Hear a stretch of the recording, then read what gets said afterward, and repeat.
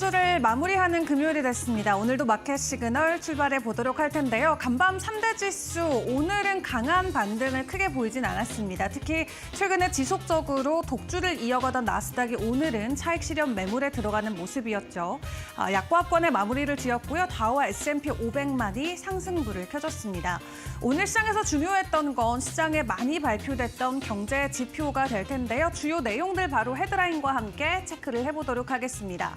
사실 데이터가 나쁘진 않았지만 뭔가 좀 찝찝한 그런 모습들이었습니다. 중요하게 볼 건 생산자 물가와 소매 판매 데이터가 될 것 같은데 생산자 물가부터 체크를 해볼게요. 지금 4월에 0.5% 마이너스가 나왔습니다. 시장이 예상했던 건 0.2였는데 되려 마이너스로 하락이 되면서 생각보다 인플레이션이 굉장히 떨어지고 있다라는 느낌을 받을 수가 있었죠.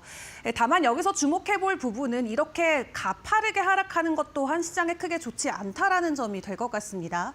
현재 관세에 대한 부담 때문에 인플레이션이 되려 반등할 것이라고 예측을 했지만 오히려 이렇게 데이터가 떨어진 건 기업들이 소비자들에게 가격에 대한 부담을 넘겨주지 않고 직접 마진 축소로 받아들이면서 기업들의 실적과 관련해서 오히려 더 부담이 될 수 있는 요인이 될 수 있다라는 관측도 있기 때문에요.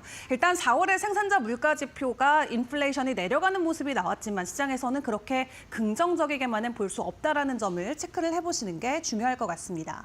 그리고 또 함께 지켜볼 지표로는 소매 판매 데이터도 있었죠. 전월 대비 0.1% 상승했는데 미국에서 사람들이 물건을 얼마나 많이 샀냐를 체크해보는 지표입니다. 직전월에가 1%가 넘는 반등이 나왔었기 때문에 전월 대비는 많이 축소가 된 모습이지만 그래도 지속적으로 상승을 이어간다는 데에는 긍정적인 내용들을 우리가 생각을 해봐야겠습니다. 다만 중요한 건 미국의 경제 안에서 3분의 2가 소비이기 때문에 이 소비가 줄어드는 건 미국 경제에 직접적으로 큰 영향을 줄 수 있는 부분이 될 것 같은데요. 직전월 대비해서의 상승폭이 조금씩 둔화되고 있다는 부분에서는 이 경기 침체와 관련된 우려감도 간밤에 일부 제기가 되기도 했습니다. 3월에는 지속적으로 트럼프 관세에 대한 부담감 때문에 크게 오르는 모습이 보였지만 이 관세로 인한 사재기를 어느 정도 4월에는 멈춰가는 모습을 확인을 해볼 수가 있었고요.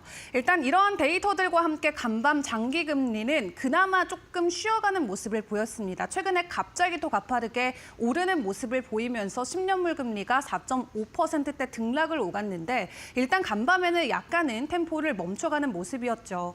최근에 금리가 오르는 것을 두고 시장에서는 트럼프의 감세안을 이야기를 하고 있습니다. 트럼프 대통령은 크고 위대하고 아름다운 감세다 이렇게 표현을 했지만 월가 일부에서는 크고 아름답고 무서운 적자다 이렇게 표현을 하더라고요. 감세라는 건 즉 적자로 우리가 인식을 할 수 있기 때문에 경기 침체에 대한 우려감이 그대로 국채 가격의 하락까지 야기를 불러일으키고 있다 이렇게 풀이하는 곳도 많이 나오고 있습니다.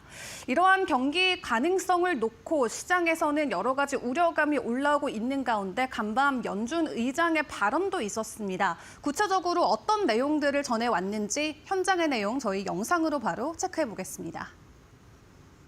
Many estimates of the longer-run level of the policy rate have risen, including those in the Summary of Economic Projections. Higher real rates may also reflect the possibility that inflation could be more volatile going forward than during the inter-crisis period of the 2010s.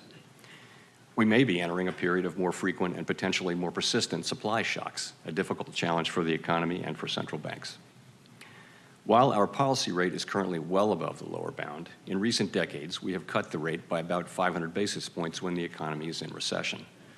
Although getting stuck at the lower bound is no longer the base case, it is only prudent that the framework continue to address that risk. 파월 의장이 간밤 공급 쇼크라는 단어를 이야기를 하면서 앞으로 이 지속적으로 장기 금리의 시대가 이어질 수 있다라고 발언을 했습니다. 여기서 말하는 공급 쇼크는 우리가 1차적으로 관세발 불확실성을 바로 생각을 해볼 수가 있겠고요. 예전에는 인플레이션이 내려오면 바로 금리 인하로 우리가 생각을 했는데 이제 인플레이션이 내려온다고 해서 금리 인하가 나오는 시대가 아니다라는 것으로 해석을 해봐야겠습니다. 때문에 지금 같은 고금리 시대가 더 장기화될 수 있다라는 측면에서는 위험 자산인 증시에게는 부담이 되는 내용이 될 수가 있겠고요. 보다 구체적인 내용은 추후 머스노 5 시간을 통해서 전달을 드리도록 하겠습니다. 그럼 마지막으로 월가의 의견까지 함께 체크를 해보도록 할 텐데요. JP모건의 다이먼 CEO 같은 경우도 간밤 경기 침체를 직접적으로 다시 한번 언급을 했습니다. 침체 가능성 여전히 시장에 남아있다라고 하면서 앞으로의 관세 불확실성을 여전히 가장 큰 변수로 꼽아주는 모습을 보였는데요. 일단 이런 혼조세 안에서도 시장에서는 큰 방향성을 보이지 않은 채 일단 숨고르기 장세에 들어갔는데 종목별로는 어떤 이슈들이 주목을 받았는지도 함께 체크를 해보도록 하겠습니다. 일단 월마트의 실적 발표가 있었죠. EPS는 상회를 했고 매출은 하회를 했는데 중요한 건 2분기의 가이던스 자체를 제시를 안 했습니다. 이 관세와 관련해서 불확실성이 워낙 크다 보니까 본인들도 추측하기가 어렵다라는 게 포인트가 되겠죠. 그리고 가장 중요한 건 빠르면 이번 달 혹은 내달에 이 관세로 인해서 가격 인상이 불가피하다라는 내용을 재무 관계자가 이야기를 전해왔습니다. 한마디로 관세로 인한 불확실성이 이제 실제적으로 소비자 가격에게까지 영향을 주는 상황까지 왔다라는 건데요. 월마트에 대한 불확실성과 함께 일부 소매 판매 관련주들이 간밤에 좀 변동성을 보이는 모습을 보여주기도 했고요. 다음 종목도 함께 점검을 해보겠습니다. 알리바바도 실적 발표를 했습니다. 4분기의 실적의 예상치를 하회하면서 가장 중요한 유통 쪽에 대한 데이터가 좋지 못했습니다. 그래도 시장에서는 보다 중요하게 봤던 게 클라우드 쪽의 매출이 아닐까 싶은데요. 일단 클라우드와 관련해서는 이 3개 분기 연속으로 실적이 긍정적으로 개선되는 모습이 나왔고 두 자릿수 이상으로 성장하는 성장률도 확인이 됐습니다. 다만 최근 미국과 중국 간의 무역 갈등으로 인해서 판매 쪽에 대한 데이터가 부진하다라는 건 월마트와 비슷한 상황인 거를 체크를 해볼 수가 있겠습니다. 그리고 애플 같은 경우는 간밤 트럼프 대통령이 다시 한번 언급을 해주면서 시장 안에서 또 다시 한번 주목을 받았습니다. 트럼프 대통령이 지금 UAE 방문하고 있는 가운데 인도의 이야기를 하면서 애플이 미국에 대규모로 투자를 한다고 해놓고 인도에서 계속해서 생산을 이어가고 있다라고 불편한 심기를 드러냈는데요. 다만 애플은 다시 한번 미국 안에서도 생산을 확대할 것이다라고 이야기를 하긴 했습니다. 다만 이번 달은 오히려 인도 안에서의 출하량이 추가적으로 급등할 것으로 시장에서는 분석을 내놓고 있는데 미국 안에서의 적극적인 투자와 함께 이 시설 설치의 내용들이 보다 구체화되는 시기에 애플 주가의 변동성이 더 나올 수 있다는 거는 체크를 해보시죠. 그리고 스타링크와 관련된 이야기 중동 방문 중에 계속해서 전해지고 있습니다. 이번에도 UAE 쪽에서 이 UAE 항공과 함께 위성 인터넷에 대한 논의를 이어가고 있다라는 내용을 가지고 왔는데요. 다만 아직 이 에미레이트 쪽에서는 스타링크가 합법화가 되지 않았기 때문에 이 입법과 관련해서 법안 쪽의 이슈들을 먼저 해결해야 되는 게 우선시 돼야 된다라는 내용도 있습니다. 다만 지속적으로 협업 소식들이 전해지고 있다라는 부분, 이 스타링크가 상장주가 아니기 때문에 테슬라 쪽으로 오히려 수혜가 갈 수 있다라는 측면도 있기 때문에 함께 체크를 해보시고요. 그리고 구글 쪽에서 새로운 AI 에이전트를 간밤 또 공개를 했습니다. 이 알파이볼브 공개를 했는데요. 구체적인 내용들 계속해서 저희 시간을 통해서 함께 점검을 드리도록 하겠습니다. 일단 오늘 마감 상황을 놓고 보다 구체적인 내용들, 증시의 내용들 전화 연결을 통해서 점검을 해보도록 할 텐데 김상윤 이데일리 뉴욕 특파원과 함께 체크를 해보도록 하겠습니다. 나와 계실까요? 네, 김상윤 뉴욕 특파원입니다.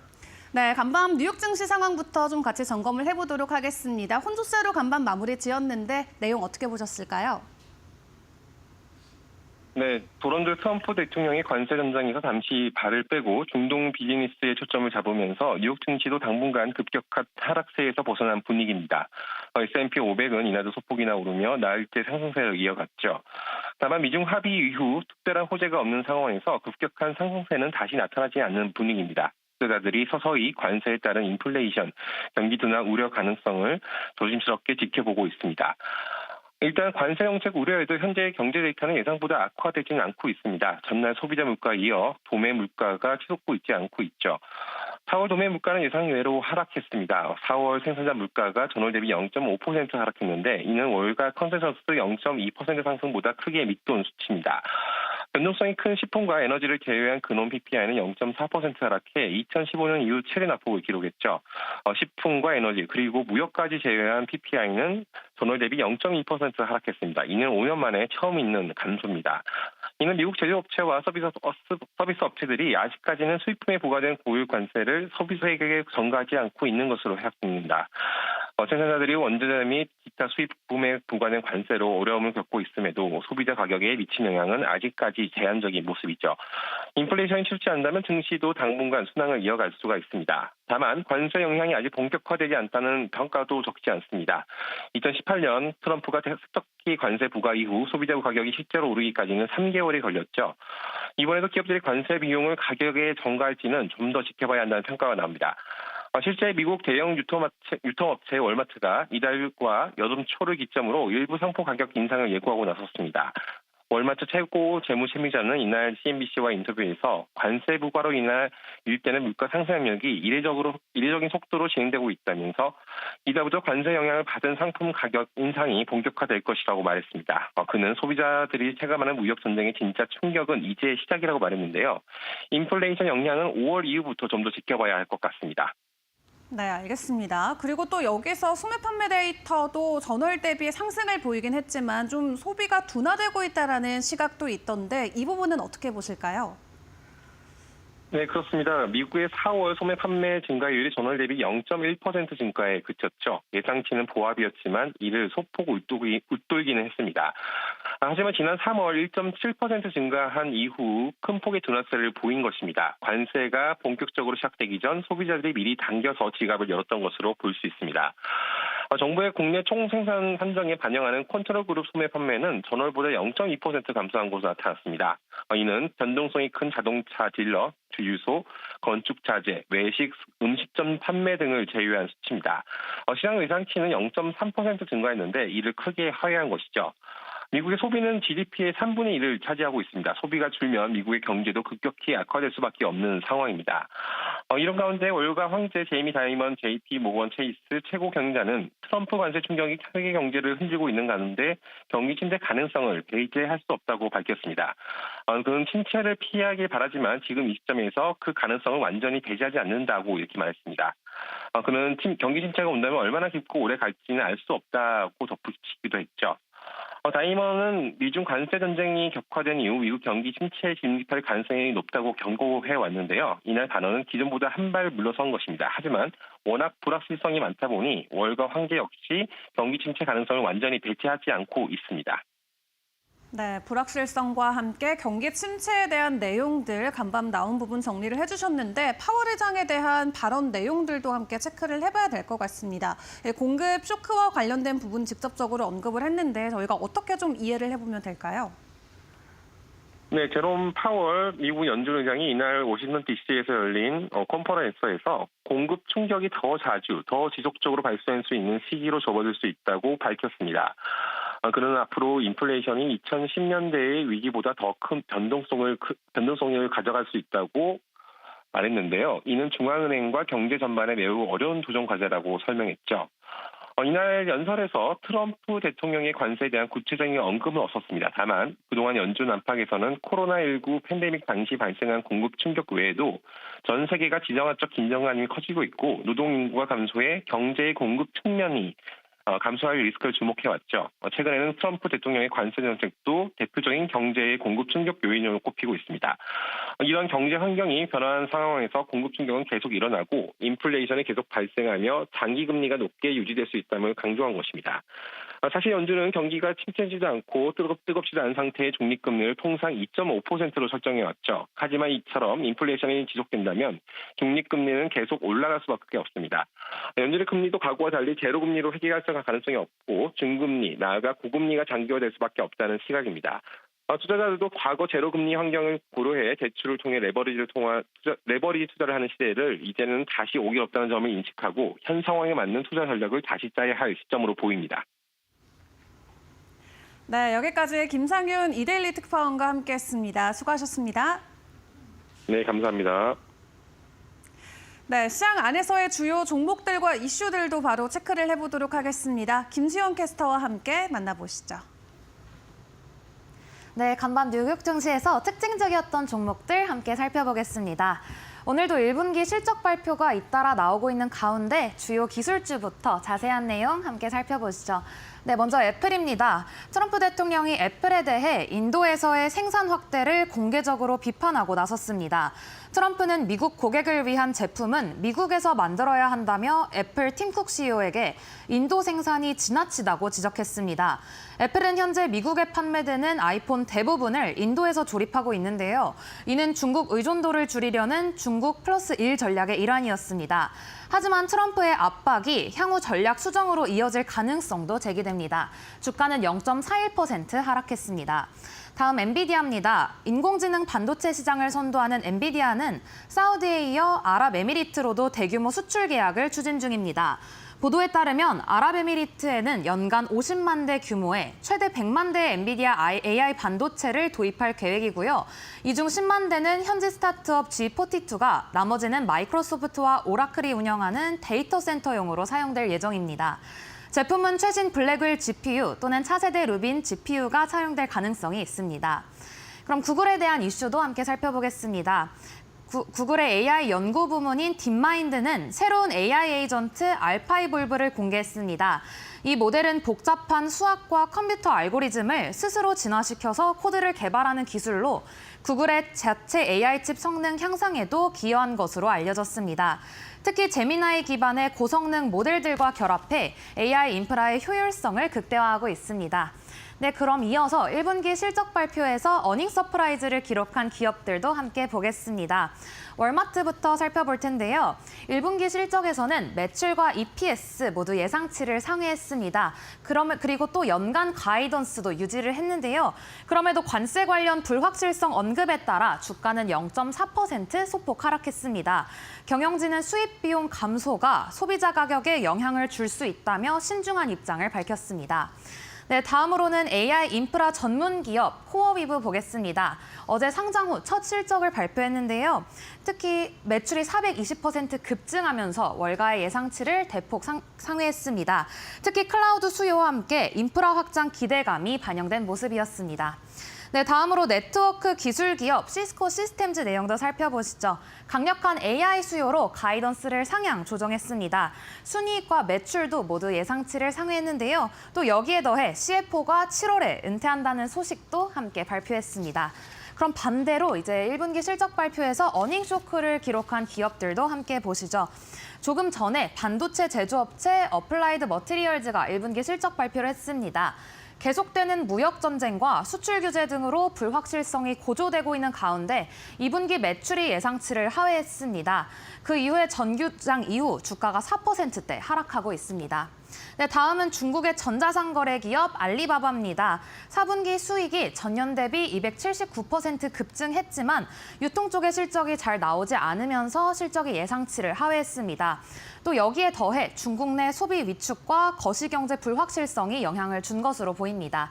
주가는 7.57% 하락했습니다. 이어서 IT 서비스 회사 DXC 테크놀로지도 보시죠. 1분기 실적 가이던스가 기대치를 밑돌면서 주가는 3.26% 하락했습니다. 네, 다음으로 어제 이슈 있었던 종목들도 함께 보겠습니다. 어제 유나이티드 헬스 가장 눈에 띄는 종목 중 하나였는데요. 어제 월스트리트 저널의 보도에 따르면 법무부의 메디케어 사기 혐의 보도가 나오면서 주가가 11% 넘게 급락했습니다. 이에 대해 회사 측은 형사수사 통보를 받은 사실이 없다고 밝혔지만 그럼에도 투자 심리를 회복시키지는 못했습니다. 그로 인해 최근 5년간 최저치를 기록하는 모습이었습니다. 반대로 툰로커는 어제 강한 상승세를 보여줬습니다. 딕스 스포팅 굿즈에 24억 달러에 인수된다는 소식이 전해졌는데요. 이런 소식 전해지면서 주가는 85.94% 상승했습니다. 이는 실적 부진을 겪던 툰로커가 안정적 유통망을 갖춘 기업에 인수되며 회복 기대가 반영된 것으로 분석됩니다. 다음으로는 암호화폐 거래소 코인베이스 내용도 살펴보시죠. 해커들이 내부자에게 뇌물을 주고 고객 데이터를 훔쳐 소셜 엔지니어링 공격을 하라는 내용이 보도되자 주가는 7.2% 하락했습니다. 피해 복구 비용은 최대 4억 달러에 이를 수 있다는 우려도 제기되며 강한 하락세를 보였습니다. 네, 마지막으로 주요 IB 투자 의견 변경으로 주가에 움직임이 있었던 종목들도 함께 보겠습니다. 넷플릭스부터 살펴볼 텐데요. 광고 기반 모델 성장성과 콘텐츠 전략에 대한 기대감 속에 투자 기관들이 목표가를 최대 1,200달러까지 제시를 했습니다. 에버코어와 BMO는 모두 아웃퍼폼 의견을 유지했고요. 네, 최대 1,200달러까지 제시를 하며 주가 2.34% 상승했습니다. 네, 다음은 뱅크 오브 아메리카입니다. TD 코엔이 대형 은행 중에서 성장성이 돋보인다며 투자 의견 매수로 신규 커버리지를 게시했습니다. 차별화된 고객 경험과 점유율 확대 가능성이 주목받고 있습니다. 네, 마지막으로 제트블루 에어웨이스도 보시죠. 레이먼드 제임스가 투자 의견을 아웃퍼폼에서 퍼폼으로 하향을 조정했습니다. 위험 대비 수익률이 적정 수준에 도달했다는 분석에 주가는 2.19% 하락했습니다. 네, 이렇게 해서 간밤 뉴욕 증시에서 특징적이었던 종목들 함께 살펴봤습니다. 앞으로는 오늘 꼭 알아야 할 이슈 5개, Must Know 5로 이어지겠습니다.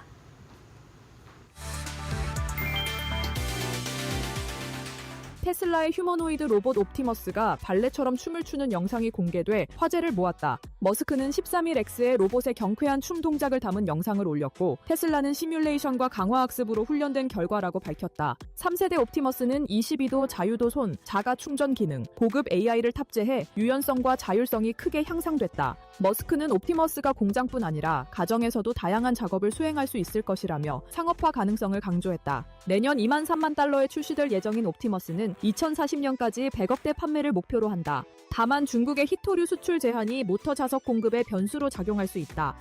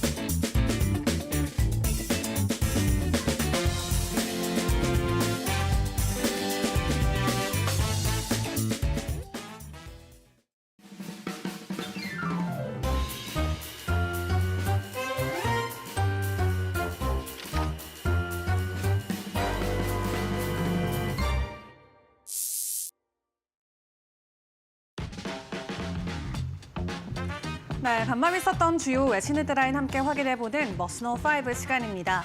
오늘 발표됐던 주요 경제 지표들을 먼저 체크를 해보고 시장 안의 주요 발언들과 이슈들까지 모두 점검을 해드리도록 하겠습니다. 먼저 PPI 데이터부터 체크를 해보시죠.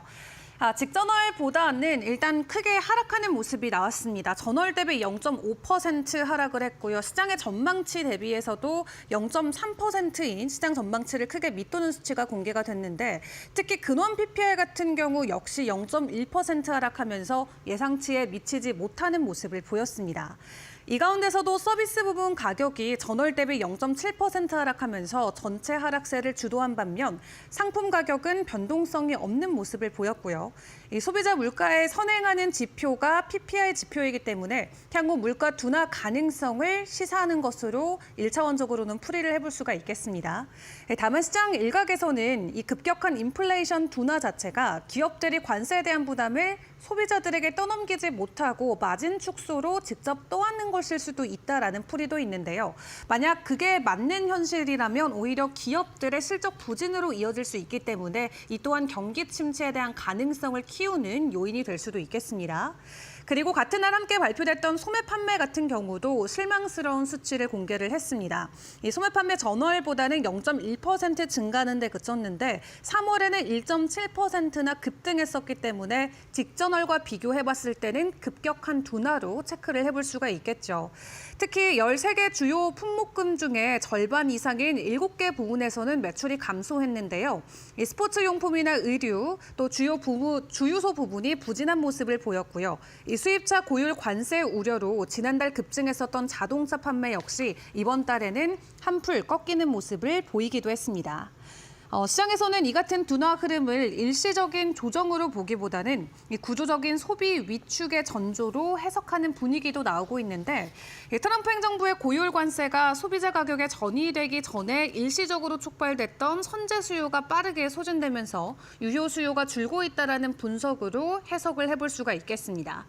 때문에 향후 기업 매출이나 생산, 고용 등 실물 지표 전반에는 부담을 줄 수 있는 데이터로 체크를 해볼 수가 있겠고요. 다만 하지만 고용 쪽은 여전히 견조한 흐름을 계속 이어갔습니다. 지난주 동안에 새로 신청됐던 실업 청구 건수 같은 경우는 22만 9천 건으로 전주 대비 큰 변동성 없이 유지가 됐는데요. 다만 시장 전문가들의 예상치보다는 소폭 높은 수준을 보였고요. 계속 실업수당 청구 건수도 9천 건 증가한 것으로 집계가 됐습니다. 이렇게 시장에서는 경기도나 조짐이 확산되고 있는 가운데 트럼프 행정부의 고율 관세 정책이 소비와 고용 모두에게 중장기적으로 부담으로 작용할 가능성에 무게를 두고 있습니다. 때문에 연준의 인내심 시험과 함께 정책 전환까지도 현재 논의가 되고 있는데 그 내용 이 연준 의장의 간밤 발언과 함께 체크를 해보도록 하겠습니다. 파월 의장의 공급 충격의 시대가 오고 있다라고 하면서 이 고금리 장기화 시대에 대한 가능성을 크게 키웠습니다. 한마디로 인플레이션과 데이터가 긍정적으로 나온다고 하더라도 외부 변수 때문에 오히려 고금리가 이어질 수 있겠다 이렇게 생각을 해봐야겠는데요. 좀 구체적인 내용들을 함께 점검을 해보시면 파월 의장 같은 경우는 장기 실질금리가 더 높은 수준에서 유지될 가능성은 향후 인플레이션이 2010년대보다도 더 변동성이 클 수 있음을 의미한다 이렇게 이야기를 했습니다. 또 관세나 공급망 리스크, 또 지정학적 충돌 등 다양한 공급 측 충격들이 더욱 자주 또 장기적으로 발생할 수 있다라고 이야기를 했는데요. 사실 이런 부분들은 연준과 경제 전반에 대한 중대한 도전일 수가 있기 때문에 시장의 변동성을 놓고 경고의 말을 간밤 내놓기도 했습니다. 또 단기 금리보다도 더 중요한 장기 금리의 추세 변화 가능성을 열어두긴 했는데 사실상 고금리 장기화 시대를 시사한 셈이라고 시장은 풀이를 하고 있습니다. 특히 최근 발표됐던 미국의 생산자 물가, 소매 판매가 예상치를 크게 하회하면서 경기도나 우려가 제기된 데 나온 발언이기 때문에 이 연준의 정책 스탠스 변화에 시장은 더욱더 주목을 할 수밖에 없겠는데요. 시장에서는 이번 발언을 두고 연준이 과거처럼 물가 안정이 나오면 즉시 금리 인하를 한다라는 기조로 돌아가기보다는 고물가 시대의 구조적 특성을 반영해서 높은 금리를 장기간 유지할 것임을 명확히 했다라는 평가가 나오고 있습니다. 이를 놓고 한 글로벌 투자은행 이코노미스트는 연준의 메시지가 이제 단순히 금리 인하 여부보다도 이 통화정책 자체의 패러다임 전환에 초점을 맞춰야 한다는 뜻이다라고 풀이를 했고요. 투자자들도 금리의 방향성보다는 금리의 수준과 지속 기간에 대해서 전략적 대비가 필요하다라고 분석을 하기도 했습니다. 일단 연준은 향후 몇 달 안에 새로운 통화정책 프레임워크 개편안을 공식 발표할 예정인데 8월 말에 열리는 잭슨홀 심포지엄에서 해당 내용이 공개될 것으로 일단은 예측을 하고 있습니다. 금리 인하에 대한 시그널 일단 계속해서 올라가는 게 아니라 되려 후퇴하고 있는 시기에 지금 지나가고 있는데 연말까지도 기다려야 될 수 있다라는 가능성도 나오고 있는데요. 파월 의장이 계속해서 이 고금리가 장기화될 수 있다라는 내용을 강조하고 있는 만큼 앞으로 연준의 스탠스도 계속해서 점검을 해보시는 게 중요할 것 같습니다. 그리고 이번 한 주 뉴욕 증시를 크게 웃게 했었던 중동의 방문 소식 계속해서 이어지고 있습니다. 간밤에는 UAE 쪽에서의 내용들도 전해졌고요. 또 유럽 쪽에서도 긍정적으로 미국과 함께 협상을 진행하고 있다라는 내용을 공개를 했습니다. 관세 관련된 부분 함께 체크를 해보도록 할 텐데요. 일단 중동 순방을 하고 있는 트럼프 대통령 이번에는 아랍에미레이트로부터 1조 4천억 달러에 달하는 대규모 대미 투자 약속을 이끌어냈습니다. 트럼프 대통령이 아부다비에서 이 빈 자이드 UAE 대통령과 함께 회담을 가졌는데요. 향후 10년 동안 AI나 에너지, 기술 분야에 걸쳐서 미국에 1조 4천억 달러를 투자받겠다라는 약속을 받아냈습니다. 또 트럼프는 이번 투자를 포함해서 미국이 유치한 글로벌 투자 규모가 10조 달러에 이를 것이라면서 앞으로 UAE와 미국의 관계는 더욱더 강화될 것이라는 자신감을 보여주기도 했고요. 또 이 자리에서는 AI 반도체 선도 기업인 엔비디아 CEO 젠슨 왕도 동석을 하면서 기술 협력 강화가 상징적으로 부각되기도 했습니다. 뿐만 아니라 유럽에서도 미국과의 관세 협상이 급물살을 타고 있는 모습입니다. 유럽의 집행위원회는 미국과 실무급 관여를 강화하기로 했다라고 이야기를 하면서 협상에서 구체적 진전을 기대하고 있다라고 내용을 밝히기도 했는데요. 유럽은 자동차와 같은 주요 공산품에 대해서 상호 무관세를 제안을 했고요. 미국산 LNG나 AI 반도체 구매 확대 등도 검토 중이라고 이야기를 했습니다. 한마디로 미국과의 무역 균형에 대한 내용들을 계속해서 전해오고 있는 상황인데 앞서서 유럽 같은 경우는 사실 미국 철강 관세에 대응해서 33조 원 규모의 보복 관세를 미리 예고하기도 했었습니다. 다만 협상 여지를 남기고 90일 유예를 결정한 바가 있는데 지금 트럼프 대통령의 여러 가지 협상안과 함께 조만간 유럽 쪽에서도 긍정적인 내용이 전해질 수 있겠다라는 기대감이 나오고 있기는 합니다. 일단 단기적으로 가장 중요하게 봐야 될 건 이번 주에 주말에 열리는 제주에서의 에이펙 통상장관 회의가 될 것 같은데요. 한국과 미국의 만남 그리고 미국과 중국의 만남이 동시에 이루어지는 만큼 주말 사이 전해지는 협상 내용들도 함께 체크를 해보시죠. 자, 시장의 여러 가지 지표들과 관세와 관련된 불확실성이 커지고 있는 가운데 월가에서는 다시 한번 우려와 관련된 시각들이 간밤 제기가 됐습니다. 이번 주 초만 하더라도 S&P 500 지수의 목표가를 지속적으로 줄상황하면서 오히려 기대감을 키웠다가 간밤에는 오히려 다시 한번 경기 침체라는 단어가 여러 곳에서 들려오기도 했는데요. 최근에 S&P 500 지수의 반등이 굉장히 반가웠던 건 사실입니다. 저점 대비해서 18%나 급등하는 모습이 지난 25거래일간에 나와줬는데 이렇게 단기간에 이 정도로 급등했던 사례들 사실은 많지 않았었습니다. 1970년 이후로 5번째로 큰 단기 랠리를 이번 사이클 때 보여줬는데 보통 이렇게 25일 안에 급등하는 모습을 보이면은 평균 250거래일 동안 S&P 500은 30% 정도 추가적으로 상승하는 모습을 보였다고 합니다. 때문에 지난 25일 동안 18%나 급등한 S&P 500, 앞으로 200거래일 넘게 추가적인 상승에 대한 가능성과 기대감을 키워가고 있긴 한데요. 다만 월가의 핵심 인사들은 이런 반등 속에서도 실물 경제에 대한 구조적인 불확실성이 여전하다라고 지적의 말을 남기기도 했습니다. 대표적으로는 JP모건의 제이미 다이먼 CEO의 발언을 체크를 해봐야겠는데 이 제이미 다이먼 CEO 같은 경우는 경기 침체를 피할 수 있길 바라지만 그 가능성을 배제할 수는 없다라고 이야기하면서 침체가 온다면 그 규모와 지속 기간은 누구도 예측하기 어렵다라고 이야기를 했습니다. 또 현재 관세 수준만으로도 기업들의 투자 심리가 위축될 수 있다라고 이야기하면서 공급 비용 부담이 여전히 경기에는 부정적인 영향을 줄 수 있다라고 강조를 했고요. 또 소비자 물가에 대한 우려도 다시 고개를 들고 있죠. 월마트가 실적 발표를 했는데 지금 관세가 너무 높기 때문에 월마트에서 파는 일부 품목에 대한 가격 인상을 할 수밖에 없다라는 내용을 간밤 전해왔습니다. 그렇기 때문에 본격적으로 소비자들의 체감 물가가 상승할 수밖에 없는 시점이 도래한 것을 체크를 해볼 수가 있겠고요. 또 세븐스 리포트의 톰 에사이 같은 경우도 한 달 전만 하더라도 스태그플레이션 그리고 잃어버린 10년에 대한 우려가 지배적이었는데 최근 랠리로 인해서 어느 정도 완화됐었다라고 이야기를 했습니다.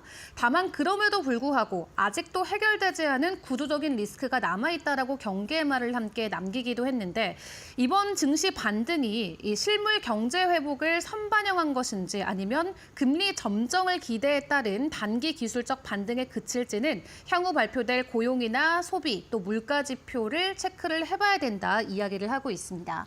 최근에 낙관적인 관점이 굉장히 많이 공유가 됐었는데 간밤 발표됐던 주요 경제 지표들과 함께 월가에서는 다시 한번 경기 리스크와 관련된 내용들이 크게 대두가 되기도 했습니다.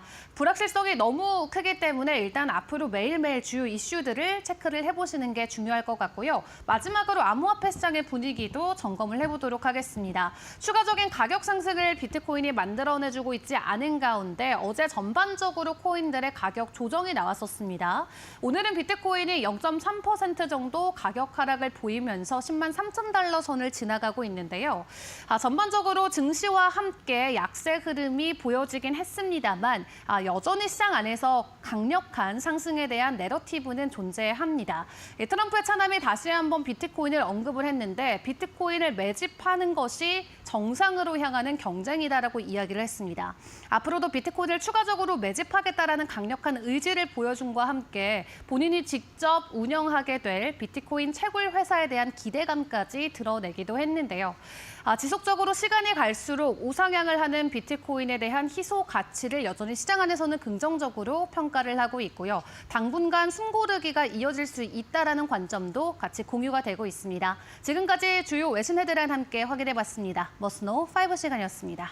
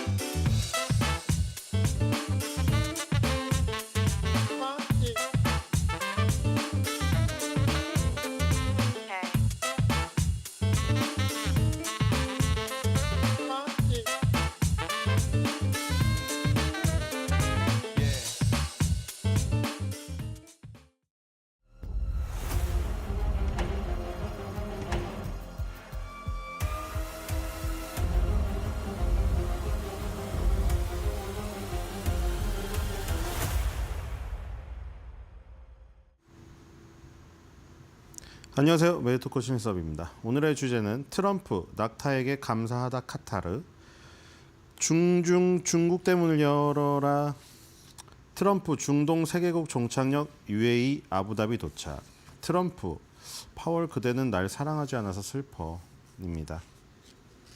자, 중동 3개국 순방, 사우디아라비아, 카타르에 이어서 아랍에미리트 마지막에 도착했습니다. 터키 이스탄불로 간다는 얘기가 있었는데요. 아마 푸틴이 참석을 안 하기 때문에 거기까지는 안 갈 것 같아요. 그리고 지금 80 다 된 노인이 진짜 무리한 일정 아닙니까 저거? 저건 진짜 대단하다고 생각합니다. 진짜 시차도 나는 데다가 중동 3개국이 아무리 붙어 있다고 하더라도 그 3개국을 계속 하루 건너가지고 지금 옮겨 다니면서 그 옮겨 다니는 곳마다 1시간 반 이상을 한 번씩 서서 모두 연설을 합니다.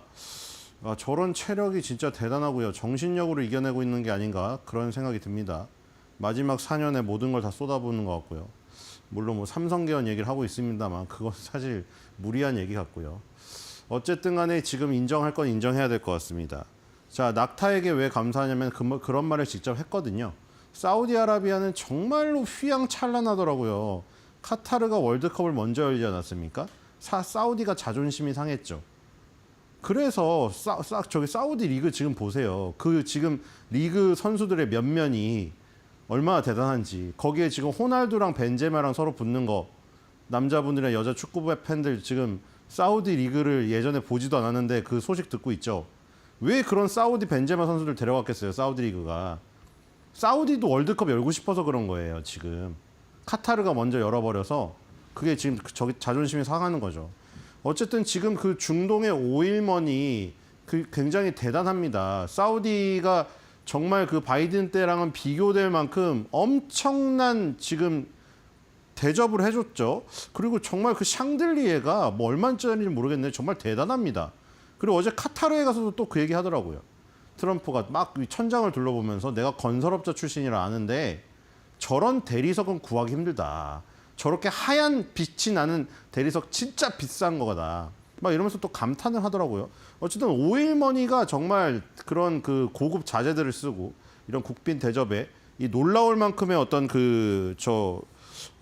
휘황찬란한 저기들을 하는 데는 도움이 되는 것 같습니다. 그리고 이제 이런 모습은 진짜 멋있는 것 같아요. 일단 사우디아라비아에서 뭐 또 지금 보니까 뭐 뻥튀기를 한다 뭐다 하는데 자, 사실 일단은 그 공식적으로 발표한 거 다음에 실무진이 이제 세부적으로 협상하여 그게 문서화되고 나오겠죠. 그러니까 언론의 타이틀에 뭐 몇 조 달러 무슨 투자를 유치했다. 그러니까 예를 들면 그런 거예요. 예를 들어 뭐 우리나라 기업을 따지면 뭐 알테오젠이 무슨 1조 5천억 원짜리 기술 수출했다. 그게 일시불로 받는 게 아니거든요. 그러니까 마일스톤으로 받는 거 있고 처음에 계약금으로 받는 거 있고 꾸준히 임상 결과에 따라서 마일스톤 받는 게 있고 나중에 상용화됐을 때 받는 로열티도 있고 그 총 계약 규모를 합쳐서 뭐 1조 5천억 원, 2조 5천억 원 이렇게 표현을 하는 것이지 그 뭐 목돈 일시불로 받는 건 아니잖아요. 이런 것들도 사실 마찬가지죠. 뭐 이 정도 구매할 가이드라인을 세우고 앞으로 요만큼 플러스 알파가 될 수도 있고 마이너스가 될 수도 있다. 근데 언론에다가 그 타이틀에다가 그 기다란 걸 어떻게 줄줄이 사탕으로 씁니까? 전체적인 규모를 딱 쓸 수밖에 없잖아요. 그 칸이 대충 한 13자에서 15자 이상 넘어가면 타이틀이 벗어나 버립니다. 그렇기 때문에 그런 걸 가지고 태클 거는 건 그런 것 같고요. 세부적으로 나오는 걸 지켜보면 되겠죠. 어쨌든 사우디아라비아에서 굉장히 큰 걸 터뜨렸고 예전에 TSMC라던가 엔비디아와 그 뭐 협상할 때도 똑같은 얘기죠. 트럼프는 정말 마지막 하나라도 조금이라도 더 뽑아내려고 해요. 그렇죠? 뽑아내려고. 소프트뱅크 그 회장님이 뭐 얼마 투자한다고 했더니 더블을 부르잖아요. 자, 뭐 트럼프 이름처럼 정말 카드 게임처럼 부르잖아요. 사우디에서도 그랬죠. 사우디에서도 뭐 6천억 달러 규모의 뭐 투자를 유치했다는 하니까 이 빈살만 왕세자한테 이게 1조 달러 어치로 늘어났으면 좋겠다. 했더니 빈살만 왕세자가 이제 고개를 끄덕끄덕했는데 트럼프는 최대한 외교를 자기가 해서 끌어당기는 이제 경제 자기가 적입니다. 사절단으로서의 책임을 다하는 것으로 보이고 어제 이 모습은 진짜 멋있었죠. 지금 보잉이 계속 나오고 있지 않습니까? 사우디아라비아에서도 보잉사의 영국하고 협상에서도 보잉사의 결국에 그 100억 달러의 그 규모의 보잉사 비행기를 영국이 가져가는 대가로 롤스로이스 엔진 관세 면제를 해줬다고 했죠. 여기에 지금 또 등장했죠. 카타르에서도. 카타르 항공에서 160대, 최대로는 210대의 보잉 항공기를 구매하겠다고 약속을 했고 협약을 했고 그다음에 거기 들어가는 엔진은 영국에서는 영국에 수출되는 보잉 항공기에는 지금 롤스로이스 엔진을 썼는데 왜냐면 영국하고 했으니까 영국 걸 써줬죠. 근데 이거는 이제 미국 거를 카타르에 수출하는 거니까 엔진도 미국 걸 썼습니다. GE 에어로스페이스. 여러분들이 아시는 그 GE입니다. 재겔치 회장의 100년 기업해가지고 막 책도 내고 하다가 어느 순간 완전히 망가졌죠. 막 대부업도 하고 막 사채도 하고 이랬어요. 사채는 아니고 돈 빌려주는 사업하고 이러다가 망했어요. 거의 망하기 직전까지 갔다가 옛날에 다우 30지수에 있다고 말씀드렸죠. 퇴출까지 당하고. 그러던 회사가 GE 에어로스페이스라고 이 항공 분야만 도드라지게 어떻게 보면은 이 지금 망하는 그 섹터들을 다 빼고 이 회장님이 GE 에어로스페이스만 딱 가서 항공 분야에 집중하겠다고 나온 거예요. 그대로 지금 미국에서는 티커가 G입니다. 예전처럼 그 100년 대기업이라고 했던 그 G 티커 그대로 쓰는데 사명이 GE 에어로스페이스로 바뀌었어요. 그러니까 티커로 검색했을 땐 G로 하면 되는데 예전처럼 사명으로는 GE 에어로스페이스가 된 겁니다. 그러니까 항공 엔진 분야에 주력을 하겠다는 거예요. 그래서 지금 GE 에어로스페이스 CEO에다가 보잉 CEO를 딱 양쪽에 대동하고 딱 나타나지 않습니까? 자, 이런 모습은 진짜 멋있죠. 자, 그리고 이제 이쪽 한편에 나오는 것은 카타르에 있는 이제 미군 공군 기지입니다. 뒤에 지금 설명을 하겠지만 이제 사우디아라비아에서 카타르로 넘어간 다음에 이 큰 계약을 터뜨려줘서 CEO들한테 다 공을 돌린 다음에 마지막으로 여기 공군기지를 찍고 그 다음에 아랍에미리트 아부다비로 이동하는 에어포스원의 일정 이렇게 진행이 되는 것이거든요. 자, 이런 모습은 진짜 멋있지 않습니까? 자, 이제 보잉의 CEO 항공기 160대 일단 주문 받았고요. 210대까지 늘어날 가능성이 있어요. 근데 이제 보잉 CEO가 좋아하죠. 그리고 이제 보잉이 그걸 팔면 여기에 지금 400개의 엔진이 GE 에어로스페이스께 들어갑니다. 그러니까 GE 에어로스페이스도 지금 굉장히 좋죠. 왜냐하면 보잉사는 보잉사 이미지가 실추된 거를 만회해서 좋고 실적도 좋아지고 GE 에어로스페이스도 마찬가지죠. 지금 트럼프가 질문했었어요. GE 요즘에 이제 잘 되고 있죠. 이제 그러니까 지금 GE 에어로스페이스가 예전의 영광을 되돌리려고 항공 분야에 집중시켜가지고 GE 에어로스페이스를 키우려고 지금 하고 있는 찰나에 이 지금 트럼프 대통령의 전폭적인 지원을 받으니까 기분이 상당히 좋겠죠. 양쪽을 또 대동하고 나왔고 자, 여기서 또 웃고 있지 않습니까? 자, 여기서 이제 큰 계약건을 터뜨리고 자, 어깨를 두들겨주는 이런 모습이 포착되고 있죠. 켈리 오트버그 보잉 CEO입니다. 그렇죠? 그다음에 카타르 에미르 셰이크 타밈 빈 하마드 알타니 지금 같이 앉아서 지금 사업 체결 계약을 했고요. 자, 여기 보시면은 지금 중동 3개국 순방 사우디아라비아랑 아랍에미리트랑 카타르 찾아보세요. 없죠. 이게 왜 없냐면은 더 확대해야 나와요. 왜 워낙에 카타르 요거거든요. 카타르 요만해요. 정말 코딱지만 하죠. 왜 근데 이게 중요할까요? 지금 보세요. 지금 사우디아라비아는 미국의 우방이죠. 이란은 완전 적대국이죠. 바로 여기에 이 카타르가 있잖아요. 카타르 이게 지금 우리 경기도보다 작아요, 이거. 근데 여기에 지금 뭐가 중요해요? 이 세계의 천연가스 생산량 3위입니다. 이 조그만 나라가. 정말 축복받은 나라죠. 어떻게 지구가 구성됐길래 이 코딱지만한 나라인데 확률적으로 생각을 해보세요. 그 드넓은 지구에 이 코딱지만한 땅을 가졌는데 여기서 세계 3위의 천연가스가 나온다. 여기 지금 우리나라 뭐 무슨 기본소득이요? 뭐 얘기 많이 나오고 기본소득 뭐 10만 원, 5만 원? 기본소득 여기 500만 원이라고 합니다. 일 안 해도 500만 원씩 받아요. 그리고 죽을 때까지 의료비랑 저기 다 공짜입니다. 교육비가. 그러니까 맨날 일도 안 하고 다 축구장 가 있죠. 그래서 지금 여기가 카타르인데 보시면은 여기에 미군 기지가 가장 큰 규모로 있습니다. 보시면 중동에 미군이 이렇게 많이 있는데 자, 가장 땅덩어리가 적은 카타르가 13,000명이 주동하고 있습니다. 자, 아까 사우디아라비아 땅 크기 보셨죠? 이란이랑 거의 맞먹는 사이즈.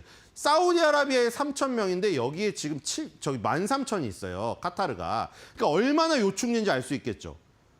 땅덩어리의 크기에 비해서 정말로 요충지인 겁니다. 근데 아까 말한 대로 기본소득 500만 원 받고 교육비, 의료비 다 무상인데 저 나라는 그 돈 가지고 그럼 뭐 하고 있느냐? 카타르는 그 돈 가지고 돈으로 때우는 거예요. 자국민이 군대를 지키질 않아요. 다 용병을 쓰죠. 어디요? 미국한테. 그러니까 지금 그 5,600억 원짜리인가요? 그 무슨 항공기를 에어포스 원으로 쓰라고 줘가지고 뭐 지금 민주당에서는 또 난리가 나고 했잖아요. 근데 그렇게 돈을 갖다 바치고 아까 전에 보잉 항공기 뭐 160대, 210대 구매하고 GE 에어로스페이스 엔진 400대 구매해준 이유가 뭐예요? 우리나라 지켜주라고 하는 거예요, 지금. 군대 갈 사람이 없거든요. 그래서 지금 지키고 있잖아요, 지금. 그래서 지금 마지막 카타르 방문지가 여기였습니다. 미국 공군기지 가가지고 우리는 이렇게 최고의 장비를 갖추고 있고 카타르를 앞으로 지켜나갈 것이고 거기다가 그 얘기까지 했어요. 여기에 곧 F-47 전투기가 배치된다. 바로 지금 6세대 전투기라고 불리우는 그 전투기죠. F-47 이제 보잉한테 넘어갔는데 F-35A에서 F-47이 등장할 텐데 여기다 배치한다고 합니다. 이란은 정말 바지가 지금 뭐 젖을 정도겠죠. 자, 그리고 맨 마지막으로 다 하고 나서 또 자기의 저기 노래죠. 그 노래 YMCA에 맞춰서 또 춤을 추면서 끝났습니다. 자, 그 다음에 이제 또 계속 바쁘죠. 중국 대문을 열어라. 이제 카타르에서 저 공군기지에서 알-우데이드라는 공군기지에서 YMCA 춤을 추자마자 바로 비행기를 타고 마지막 3개국, 마지막인 아부다비, 아랍에미리트 아부다비로 날아가는 에어포스 원에서 항상 그 길목에서 여러 가지 인터뷰들을 하죠. 그 다음에 폭스TV랑 여기 집무실에 앉아가지고 에어포스원은 하늘을 나는 집무실이지 않습니까? 여기 앉아서 단독 인터뷰를 합니다. 거기서 아주 중요한 말을 하죠. 여기도 나오잖아요. 트럼프 리버럴스 모스트 익사이팅 뭐에 대해서 얘기했어요? 차이나 딜에 대해서 얘기했습니다. 자, 그래서 중국에 대한 얘기가 나왔어요. 자, 자기의 목적은 이거라는 겁니다. 우리는 수년 전에 미국을 개방했다. 근데 중국은 개방을 안 했다는 거예요. 계속 말하는 것이 이거예요. 우리는 너네한테 문을 열어줘서 중국 업체들 들어와서 우리나라에서 신나게 물건 팔고 있는데 왜 미국 기업들은 중국에 들어가서 장사를 못하게 하느냐. 이런 불공평한 게 없다. 그러면서 무역 적자가 엄청나게 누적됐다는 걸 강화하면서 자, 이제는 공은 캐롤라인 레빗 대변인이 뭐라고 했죠? 이제 코트 위에 공은 중국한테 넘어갔다고 했죠. 중국이 공을 튀기든 뭐든 해야 된다고. 자, 중국의 문을 열 때가 되었다. 이제는. 그리고 우리는 중국을 개방할 것이다. 그러니까 중국을 해방시킬 것이다. 개방할 것이다. 라는 표현을 계속 쓰고 있는데 그게 결국 미국 기업이 중국에 들어가서 편하게 장사하게 해달라는 겁니다. 너네가 장사하는 것만큼 최소한. 그렇죠? 그래서 내가 보는 지금 가장 흥미로운 부분은 바로 그 지점이다라고 강조를 했습니다. 지금 이것을 완성시키려고 하고 있는 거예요. 지금 이것을 완성시키려고 관세를 엄청나게 높게 블러핑으로 불렀다가 내렸죠. 사실 30%도 아직 높은 거지만 언론에서는 이제 145%에서 30%가 되니 중국한테 무슨 무릎을 꿇었네 이렇게 표현을 하고 있지만 결국 이 협상장에 끌어내서 결과론적으로는 중국을 개방시키려는 목적 때문에 그런 관세를 높게 불렀다가 다시 낮추고 뭐 이랬던 것이에요. 그런 과정이었던 거죠. 처음부터 무슨 145% 얘기했듯이 100%가 넘어가면 의미가 없다고 했어요. 그런데도 왜 했을까요? 불러내기 위해서. 그러니까 뭐 한간에는 계속해서 그때 말한 뭐 그 샤크라는 저 서바이벌 프로그램의 진행자로 나오시는 그분은 뭐 500% 600% 해야 된다. 벤스 부통령은 뭐 촌놈들한테 당하고 있다. 이렇게 강경 발언했던 거면 후퇴한 걸로 보이지만 어차피 145% 이런 것은 무역을 안 한다는 거기 때문에 무역을 해서 해방을 해가서 같이 장사를 하자. 이 트럼프의 목적을 달성하려면 어차피 내렸어야 되는 거예요. 어차피. 어차피 내렸어야 되는 것이고 계속 강조한 겁니다. 그리고 중국에게는 그게 더 좋을 것이다. 우리는 윈윈할 수 있다. 이렇게 얘기를 했고요. 자, 이제 아부다비로 갑니다. 여기서 지금 빈살만 왕세자 만나고 카타르에서 큰 계약 찍고 이제 아부다비로 넘어가죠. 아랍에미리트는 대통령이에요, 또. 자, 아랍에미리트 대통령이고 자, 이제 또 환영 행사가 또 엄청나게. 근데 솔직히 세 개국을 제가 다 봤거든요. 근데 정말 휘황찬란하기로는 사우디아라비아를 따라갈 수가 없더라고요, 일단 거기는 레드 카펫도 아니고 퍼플 카펫을 깔면서 눈에 띄더니 막 샹들리에가 수백 개가 박혀 있는데 거기서 연설을 하잖아요. 진짜 사우디아라비아가 돈이 제일 많은 것 같긴 하고 그다음에 이제 각국의 어떤 상황에 따라서 여기도 여러 소녀들을 대동하여 얼마나 이거 정말 올림픽 수준으로 연습했을 겁니다. 이 정도면은 예행 연습 엄청 했겠죠. 자, 소녀들이 다 와가지고 아랍에미리트 국기랑 이 미국 국기를 흔들면서 맞이를 해줍니다. 그리고 대표 소녀가 이 꽃다발을 주고 트럼프를 환영합니다. 그리고 제가 제일 기괴했던 장면이 이건데요. 이 풍습이 뭔지 아시는 분은 댓글을 좀 달아주세요. 이게 여러 명의 여성분들이 나오셔가지고 긴 머리를 막 들고 머리를 계속 돌리고 있는데 무슨 링에 나오는 귀신이 한 20명 나온 줄 알았어요. 그 뒤에는 칼을 휘두르고 있더라고요. 이게 무슨 환영회 뭐 같은데 굉장히 기괴한 장면이었어요. 자, 그래서 지금 아부다비에 도착을 했고요. 지금 뭐 속보로 들어오고 있죠. 아부다비에서도 이미 큰 AI에 관련된 투자 소식이 이미 나왔다. 젠슨한 회장과 아랍에미리트 대통령이 뭐 얘기 나누는 장면들도 있었고요.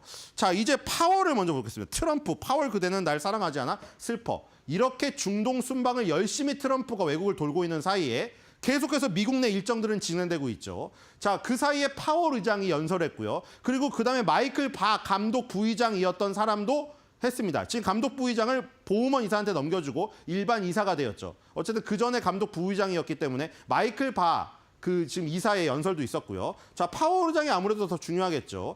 이거는 무슨 연설이었냐면은 토마스 라우바우 영국 컨퍼런스라고 이제 워싱턴 DC 연방준비제도이사회가 주최하는 건데 이 어떤 연구를 하는 겁니다. 이 지금 통화 정책에 대해서 FIB가 펼치는 통화 정책을 어떤 가이드라인을 갖고 가야 되는지 계속 연구 결과를 발표하는 자리예요. 공부를 하고 지금 계속해서 연구 결과를 통해서 앞으로 좀 더 나은 통화 정책을 펼치기 위한 자리인데 거기서 가장 아주 긴데 그중 중요한 거는 그냥 이거 같습니다. 여기죠. 우리는 경제와 중앙은행에게 어려운 과제인 공급 충격 이겁니다. 이걸 보고 이제 언론에서 그렇게 해석한 거죠. 왜 공급 충격이 올까? 그런 거죠. 관세를 부과해서 지금 공급망이 일시적으로 막히지 않았습니까? 중국을 막아버리고 미국도 지금 막히고 서로 막히고 그럼 공급망 충격이 오게 되면은 이제 인플레이션이 발생되기 때문에 인플레이션이 발생돼 이런 우려가 있는데 여기서 섣불리 우린 금리 인하를 할 수가 없다는 것이죠. 그 얘기를 지금 한 건데 결과론적으로 그럼 어떻게 됐느냐? 자, 이런 말까지 했습니다. 이제 솔직히 이 정도면은 물론 정책 금리를 결정하는 FIB 의장이 그렇게 감정에 휘둘려서 트럼프 대통령도 그렇지만 대통령보다는 더 어떤 고지식한 그런 부분 자리잖아요. 거기서 감정에 따라 좌지우지할 수는 없겠지만 이 정도면은 파월이 한번 들어줘야 되지 않을까. 저 개인적으로 좀 그런 생각을 합니다. 하도 그러니까. 자, 보세요. 하는 게 지금 정말 연인들의 사랑 싸움 같거든요. 이 정도면. 트럼프가 여러 번 뭐라고 했어요. 파월은 바보라고 했죠. FRB가 내놓는 보고서는 엉망진창 보고서라고 했죠. 파월은 느림보 거북이여서 맨날 타이밍이 늦는다고 했죠. 그렇게 맨날 그렇게 하다가 또 무슨 말 했죠? 파월이 중국처럼 금리를 인하한다면 대단할 거예요. 물론 중국은 지금 시점이 달라요. 중국은 코로나 봉쇄를 가장 나중에 풀었잖아요. 그렇죠? 코로나 봉쇄 풀고 미국이 가장 먼저 한 일이 뭐예요? 제로 금리로 내린 다음에 돈을 버냉키처럼 뿌렸잖아요. 파월이. 근데 그 시점이 중국은 뒤로 미뤄진 거죠. 봉쇄를 가장 나중에 풀었으니까. 그러니까 중국은 지금 금리 인하를 통해서 혹은 제로 금리를 통해서 돈을 왕창 뿌는 유동성의 시대가 지금 시기예요. 근데 그거랑 비교할 수는 없는데 유럽도 금리를 내리고 중국도 금리를 내는데 왜 파월은 안 내리느냐. 근데 그 이유가 뭐냐. 그는 나를 사랑하지 않는데요. 그러니까 그는 여기까지 온 거예요. 계속 무슨 바보 무슨 막 하다가 도대체 날 사랑하지 않는 거니 이렇게 읍소하는 데까지 갔단 말이에요. 그냥 파월이 진짜 이 정도면은 한 번은 들어줘야 되지 않을까. 하지만 아직도 패드워치에는 6월 달 금리 인상 가능성 없고 인하 가능성도 없고 동결 가능성이 97%입니다. 자, 어쨌든 파월이 이 말을 들어줄지 안 들어줄지 이제 이스탄불을 안 돌아가고 바로 워싱턴으로 돌아간다고 했거든요. 그럼 또 이제 국내 현안에 대한 얘기를 할 텐데 분명히 또 어제 파월 의장의 발언에 대해서 어떤 얘기를 하지 않을까 이런 생각이 듭니다.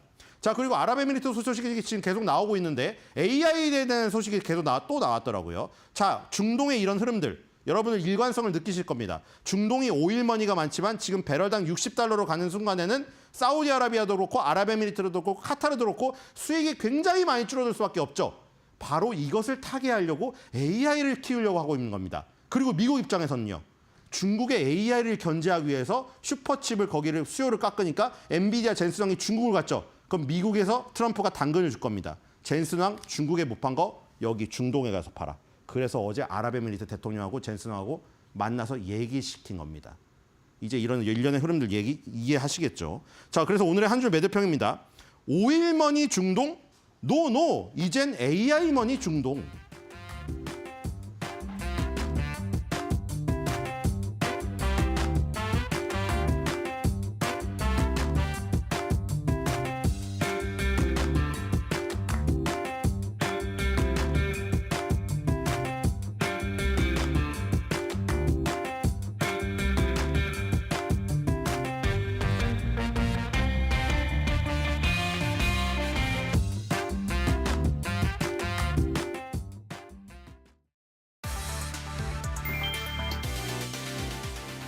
크렘린궁은 14일 푸틴 대통령이 블라디미르 메딘스키 보좌관을 단장으로 하는 대표단을 이스탄불 협상에 파견하는 대통령령에 서명했다고 밝혔다. 푸틴 대통령 본인 이름은 협상단 명단에 없다. 고위 외교 군사 인사들과 전문가들도 포함돼 2022년 중단된 이스탄불 협상을 재개하려는 의지를 보였다. 젤렌스키 우크라이나 대통령은 푸틴과의 직접 회담을 제안했지만 푸틴은 불참을 결정해 정상회담은 무산될 가능성이 커졌다. 트럼프 미국 대통령 역시 참석하지 않는다고 알려졌다. 푸틴 대통령이 불참한 배경에는 젤렌스키 대통령의 협상 금지 법령과 임기 만료에 따른 적법성 문제 등이 있는 것으로 보인다. 젤렌스키는 협상을 두려워하지 않는다며 대응 방침을 밝혔다.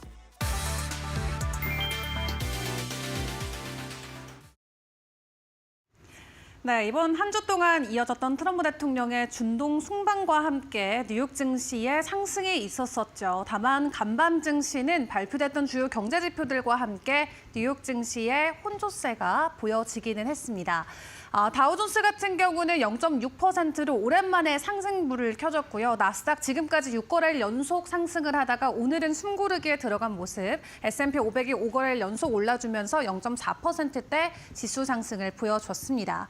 그런 가운데 오늘 금 가격이 오랜만에 반등에 나섰죠. 1.4% 정도 올랐는데요. 달러 약세의 반등을 보이기도 했고 또 10년물 국채금리가 간밤은 약간 내려가는 모습이 나오자 어쨌든 이자를 받는 자산이 아닌 금 같은 경우는 추가적인 수혜를 받으면서 1.4%의 상승을 보이기도 했습니다. 다만 미국과 이란 이슈와 함께 간밤 WTI는 2% 정도 하락을 보인 가운데 오늘 우리가 중요하게 봐야 되는 경제 지표들 함께 점검을 해보도록 하겠습니다. 일단 전반적으로 시장의 기대감은 여전히 존재하기는 합니다. S&P 500 지수가 굉장히 단기간에 급등하는 모습을 보여줬기 때문인데 지금까지 1970년 이후로 5번째로 큰 단기 랠리를 이번 사이클 때 보인 것으로 확인이 됐는데요. 보통 이렇게 단기간 안에 급등하는 모습이 나오면 향후 추가적으로 지수 상승에 대한 기대감이 크게 올라온다고 합니다. 실제로 250거래일 동안 S&P 500 지수 같은 경우는 30% 평균적으로 상승하는 모습을 보였다라고 하는데 그런 역사적인 패턴이 이번에도 다시 한번 적용이 될지는 계속 상황을 지켜봐야 될 것 같고요. 오늘 발표된 데이터들 전반적으로 지수가 크게 나쁘진 않았습니다. 다만 약간 시장 안에서 이 물음표를 던지는 부분들은 여전히 존재했는데 가장 중요했던 게 PPI가 되겠죠. 생산자 물가지수인데 실제 데이터가 마이너스대로 나왔습니다. 인플레이션이 뚝 떨어지는 모습이 나왔는데 시장의 전망치가 0.2이기 때문에 이 포인트 간격이 0.7포인트 정도, 7% 정도 있었다라고 생각을 하시면 될 것 같습니다. 시장 안에서 풀이하는 의견은 굉장히 나뉘고는 있습니다. 실제로 인플레이션이 내려갔기 때문에 내려갔다라고 주장하시는 분들도 있고 혹은 지난달 대비해서 좀 원만하게 가파른 상승이 멈췄기 때문에 일시적인 하락이다라는 풀이도 있고요. 혹은 기업들이 소비자들에게 이 관세에 대한 이슈를 떠넘기지 않기 위해서 자체적으로 뭐 재고 손실 손실이라던가 아니면 마진 축소와 같은 부분으로 완화시키고 있어서 인플레이션이 잡히고 있는 모습이다라고 풀이하시는 분들도 있습니다. 다만 중요한 건 이게 일시적일 것이다라는 관점이 강하다라는 게 될 것 같고요. 일단 인플레이션이 긍정적으로 나오긴 했습니다만 이게 CPI의 선행 지표이기 때문에 5월의 CPI가 어떻게 나올지도 굉장히 중요할 것 같습니다. 자, 그리고 소매 판매 데이터 같은 경우는 0.1%의 증가입니다. 3월에가 엄청 크게 폭등했던 거 다들 기억하시죠? 기업들이 먼저 지속적으로 물건들을 사들이려는 움직임을 보였고 그게 소비자들에게까지도 그대로 전가가 되면서 관세 이슈 전에 미리 좀 필요한 것들을 사는 사재기 현상이 소비자들의 소매를 지속적으로 상승시켰던 주요 원인으로 꼽히기도 했었습니다. 4월에도 동일한 모습이 나오긴 했습니다만 3월만큼 그렇게 가파른 모습이 포착이 되진 않았고요. 그럼에도 전월 대비 증가폭을 보였다라는 부분에서는 긍정적인 평가도 있지만 그럼에도 불구하고 경기 둔화가 나오고 있다라는 신호로도 시그널을 작용시키기도 했습니다. 또 뉴욕 연인 5월 제조업 지수도 공개가 됐는데요. 9.2가 나오면서 일단 3개월 연속으로 제조업 쪽은 위축 국면에 들어가 있습니다. 계속해서 미국이 리쇼어링을 강조하면서 미국 안에서의 생산 비중 확대를 이야기를 하고 있지만 일단 관세와 불확실성 때문에 오히려 공장들은 스탑되는 모습이 시장 안에서는 포착이 되고 있네요. 이러한 경제 지표들을 놓고 간밤 나왔었던 주요 인사들의 발언들도 좀 점검을 해봐야 될 것 같은데요. 파월 의장 같은 경우는 공개적인 자리에서 또 연설을 간밤 갖기도 했습니다. 어떤 발언들이 나왔는지 영상을 통해서 만나보시죠. Many estimates of the longer run level of the policy rate have risen, including those in the summary of economic projections. Higher real rates may also reflect the possibility that inflation could be more volatile going forward than during the inter-crisis period of the 2010s. We may be entering a period of more frequent and potentially more persistent supply shocks, a difficult challenge for the economy and for central banks. While our policy rate is currently well above the lower bound, in recent decades we have cut the rate by about 500 basis points when the economy is in recession. Although getting stuck at the lower bound is no longer the base case, it is only prudent that the framework continue to address that risk. 간단히 정리를 해보자면 이 공급 쇼크 때문에 고금리가 장기화될 수 있다 이렇게 해석을 해볼 수가 있겠습니다. 공급 쇼크라는 건 말 그대로 관세라는 단어를 직접적으로 언급을 하진 않았지만 관세로 인한 불확실성이 공급 쇼크를 불러일으킬 수가 있고 그렇게 된다면 우리는 고금리 시대를 살아갈 수밖에 없다라고 이야기를 한 건데요. 이렇게 인플레이션 데이터가 뚝 떨어지는 모습이 나왔지만 그럼에도 불구하고 파월 의장은 고금리 시대에 대한 가능성을 제시를 했습니다. 일단 올해에 대한 금리 인하의 기대감이 최근에 시장 안에서의 가격 상승을 부추기기도 했었는데 금리 인하에 대한 기대감이 다시 한번 뚝 떨어지게 되는 걸지 앞으로 나오는 데이터들을 잘 점검해보는 게 중요할 것 같고요. 그리고 JP모건의 다이먼 CEO 같은 경우도 간밤 경기 침체와 관련된 언급을 직접적으로 했습니다. 완전히 배제할 수 없다라고 이야기하면서 동일하게 불확실성을 놓고 앞으로의 시장 상황을 지켜보자 이렇게 이야기를 했네요. 자, 그렇다면 주요 기술주들은 간밤 어떤 이슈와 함께 변동성을 보였을지 주요 종목들만 좀 체크를 해보도록 하겠습니다. 주요 종목들 함께 확인해 보시죠. 다음 장 보겠습니다. 애플 같은 경우 0.4%, 엔비디아와 알파벳까지 일제히 하락세가 이날 증시에는 나왔죠. 마이크로소프트만 소폭으로 오름폭을 보인 채 다른 종목들은 일제히 하락을 했는데요. 애플 같은 경우는 미국에서 대규모 투자를 이어가겠다라고 이야기를 했지만 최근에 인도 안에서의 공장 가동률이 올라가고 생산량이 지속적으로 증가하는 것을 놓고 트럼프 대통령이 직접적으로 지목을 했습니다. 미국 안에서 생산 확대해라라고 강조를 했고요. 애플 쪽에서는 당연히 그렇게 하겠다라고 이야기를 전해오긴 했습니다만 간밤에는 일단 약세를 보인 채 마무리를 지었습니다. 그리고 중동 순방과 관련해서 가장 큰 수혜를 받아갔던 건 AI 관련주들이었죠. 하드웨어, 소프트웨어 모두 다 긍정적인 소식으로 받아들였는데 덕분에 엔비디아 주가가 최근에 급등하면서 다시 한번 시가총액 2위의 자리를 탈환을 해주기도 했습니다. 그런 가운데 오늘은 약보합권에 마무리를 지었습니다. 오늘도 UAE에서 대규모 수주 소식이 전해져 오긴 했는데 여기서 중요한 포인트는 중동과 중국이 상당히 친밀하다라는 게 될 것 같습니다. 중동으로 대규모 수출이 이어진다면 혹시나 또 우회 수출과 관련된 불안감이 커질 수가 있고요. 시장은 벌써 이 부분에 주목을 하고 있는 것 같죠. 엔비디아와 AMD가 빠르게 수출을 진행하지 않겠다라는 발언을 내놓기는 했는데 그게 혹시 중국 우회 수출과 관련해서의 우려감을 인식을 해서일지는 좀 앞으로의 상황을 지켜봐야 될 것 같습니다. 중동에서 대규모 수주 소식이 긍정적으로 적용되곤 있지만 중동과 중국과의 사이가 현재 엔비디아에게는 불편한 진실로 보여지고 있습니다. 자, 그렇다면 오늘 지켜볼 주요 일정들도 같이 점검을 해보도록 할 텐데요. 일단 오늘 같은 경우는 소비자 심리지수 나옵니다. 소프트 데이터 쪽에서의 긍정적인 변화가 나올 수 있을지 계속 지켜봐야 될 것 같고요. 또 미국의 옵션 만기일이기 때문에 변동성에도 함께 주의를 해보시는 게 중요할 것 같습니다. 다음 주에는 빅테크의 여러 가지 개발자 컨퍼런스가 열리는데요. 19일에는 마이크로소프트의 빌드 2025가 있고요. 20일에는 구글의 I.O. 진행이 됩니다.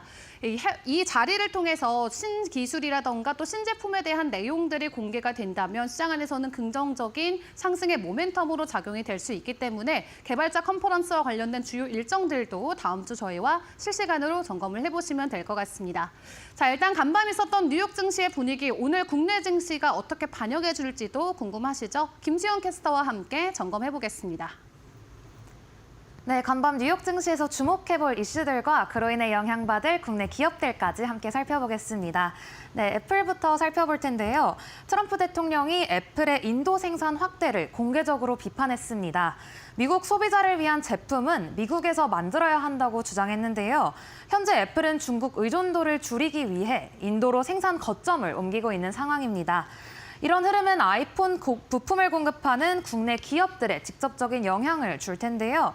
예를 들면 삼성 SDI는 아이폰의 배터리를, LX 세미콘은 디스플레이 칩을, 그리고 더구전자는 카메라 모듈 부품을 공급합니다. 이렇게 생산지 변화는 결국 물류 구조 그리고 단가, 계약 구조 전반에 영향을 줄 수 있는 변수인 만큼 오늘 애플과 함께 국내 애플 관련주들 보시면 좋을 것 같습니다. 네, 다음 장으로 넘어가겠습니다. 엔비디아 이슈도 살펴볼 텐데요. 엔비디아가 사우디에 이어 아랍에미리트와 대규모 수출 계약을 맺었습니다. 무려 100만 개 AI 반도체 수출을 전망되고 있는데요. 현지 스타트업 G42와 글로벌 기업 마이크로소프트, 오라클이 주요 수요처입니다. 이와 관련해서 오늘 엔비디아 관련주들도 함께 보겠습니다. 삼성전자는 고대역폭 메모리 HBM을 엔비디아에 공급하고 있고요. 원익 IPS는 반도체 장비를, 제이시언 시스템은 엔비디아 GPU의 유통사입니다. 그리고 마지막으로 이수 페타시스는 고성능 반도체용 PCB를 공급하면서 엔비디아와 함께 수혜주로 떠오르고 있습니다. 오늘 이 기업들 엔비디아 소식과 함께 보시면 좋을 것 같습니다. 네, 다음은 미국 최대 건강보험사 유나이티드 헬스 내용도 살펴보시죠. 어제 유나이티드 헬스 주가가 11% 넘게 급락하면서 시장에서 주목을 받았는데요. 메디케어 사기 혐의로 인해 미국 법무부의 조사를 받는다는 월스트리트 보도가 나왔습니다. 회사는 공식 수사 통보를 받은 적이 없다고 밝혔지만 그럼에도 시장의 불안감을 회복시키지는 못했습니다. 사실 유나이티드 헬스는 미국에서 고령화 수혜주로도 주목받아 왔는데요. 실제로 전 세계적으로 고령 인구가 증가하면서 헬스케어 지출이 확대되고 있다는 점에서 국내에서도 어떤 고령화 수혜주들이 있는지 함께 살펴보시죠. 대표적인 국내 고령화 수혜주로는 퇴행성 질환 줄기세포 치료를 연구하는 메디포스트, 그리고 관절염 치료제 임상을 진행 중인 오스코텍, 그리고 노년층 대상 치과 진단 장비를 공급하는 바텍이 있습니다. 이 세 기업뿐만 아니라 이 5개 기업, 고령화에 맞춰서 어떤 흐름을 보이는지 주목해서 보시면 좋을 것 같습니다. 네, 다음으로 넘어가겠습니다. 미국 AI 인프라 기업 코어위브가 어제 상장 후 이후 처음으로 실적을 발표했습니다. 매출이 420% 급증하면서 월가의 예상치를 웃도는 기록을 했는데요. 클라우드 수요 급증과 함께 고성능 GPU를 담는 전력, 전기 인프라 확장 기대감이 반영된 결과였습니다.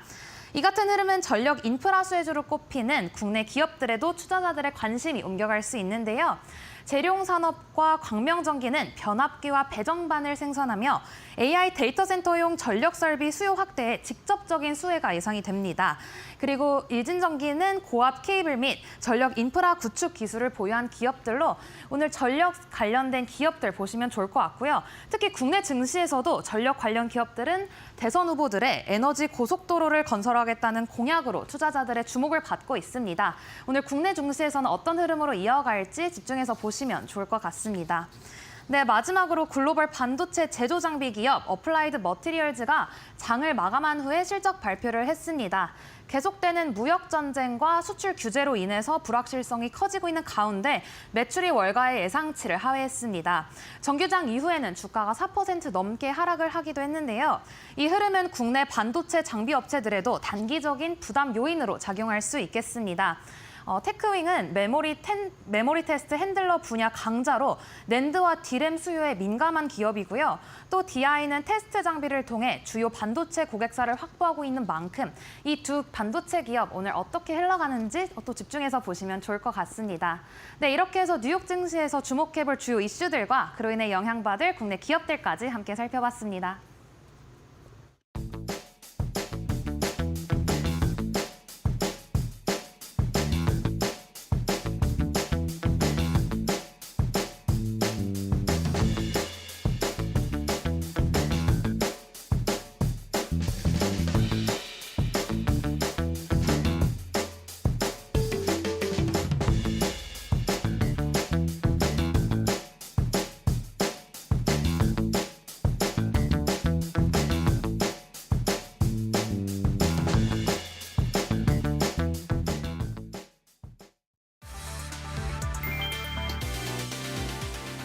한화그룹이 매출 2조 원대 급식업체 아워홈을 8,700억 원에 인수했다.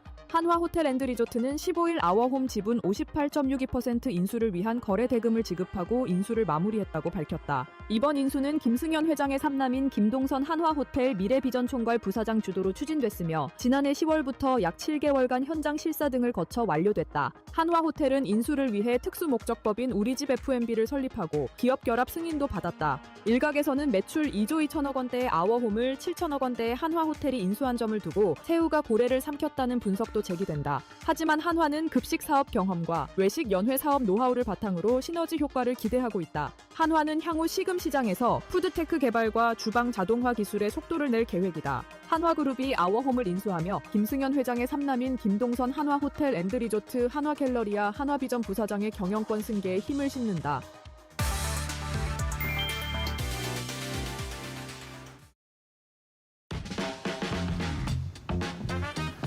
네, 여러분 안녕하십니까. 5월 16일 금요일이네요 벌써. 오늘도 아침에 조금 비가 좀 있습니다. 참고하시길 바라겠습니다. 자, 오늘 5월 16일자 이데일리 신문에 어떤 내용 나왔는지 브리핑 시작을 해보죠. 오늘은 톱 기사에서 두 기사를 가져왔습니다. 먼저 첫 번째 기사는 조선 쪽 얘기죠. 왼쪽에 이 잘생긴 미국 사람은 제이미슨 그리어 USTR 대표입니다. 이 양반이 이렇게 미소를 띤 얼굴은 그동안 처음 본 것 같습니다. 항상 굉장히 긴장된 텐션이 가득한 얼굴로 약간 뭔가 노려보는 듯한 그런 표정이 흔했는데 글쎄요, 되게 표정이 좀 밝죠. 옆에는 이제 정인교 우리 통상산업본부장이고요. 어제 이제 에이펙 통상장관 회담이 열렸습니다. 올 10월 말에 경주에서 에이펙 정상회의가 열리죠. 이 통상장관 회의는 그거에 앞서서 일종의 뭐 이제 한국에 가서 이제 전반적으로 분위기도 좀 살피고 뭐 이제 준비도 좀 하고 뭐 등등등 이런 어떤 차원의 회의들이 에이펙 정상회의가 열리는 그 나라에서 전반부에 보통 정상회의가 후반부에 열리니까 전반부에 이런 회의들이 잇따르는데요. 통상장관 회의가 있었고 그 전에는 이 21개 회원국 교육부 쪽 장차관들이 또 모이는 회의가 또 있었습니다. 국내에서 지금 계속 이루어지고 있고요.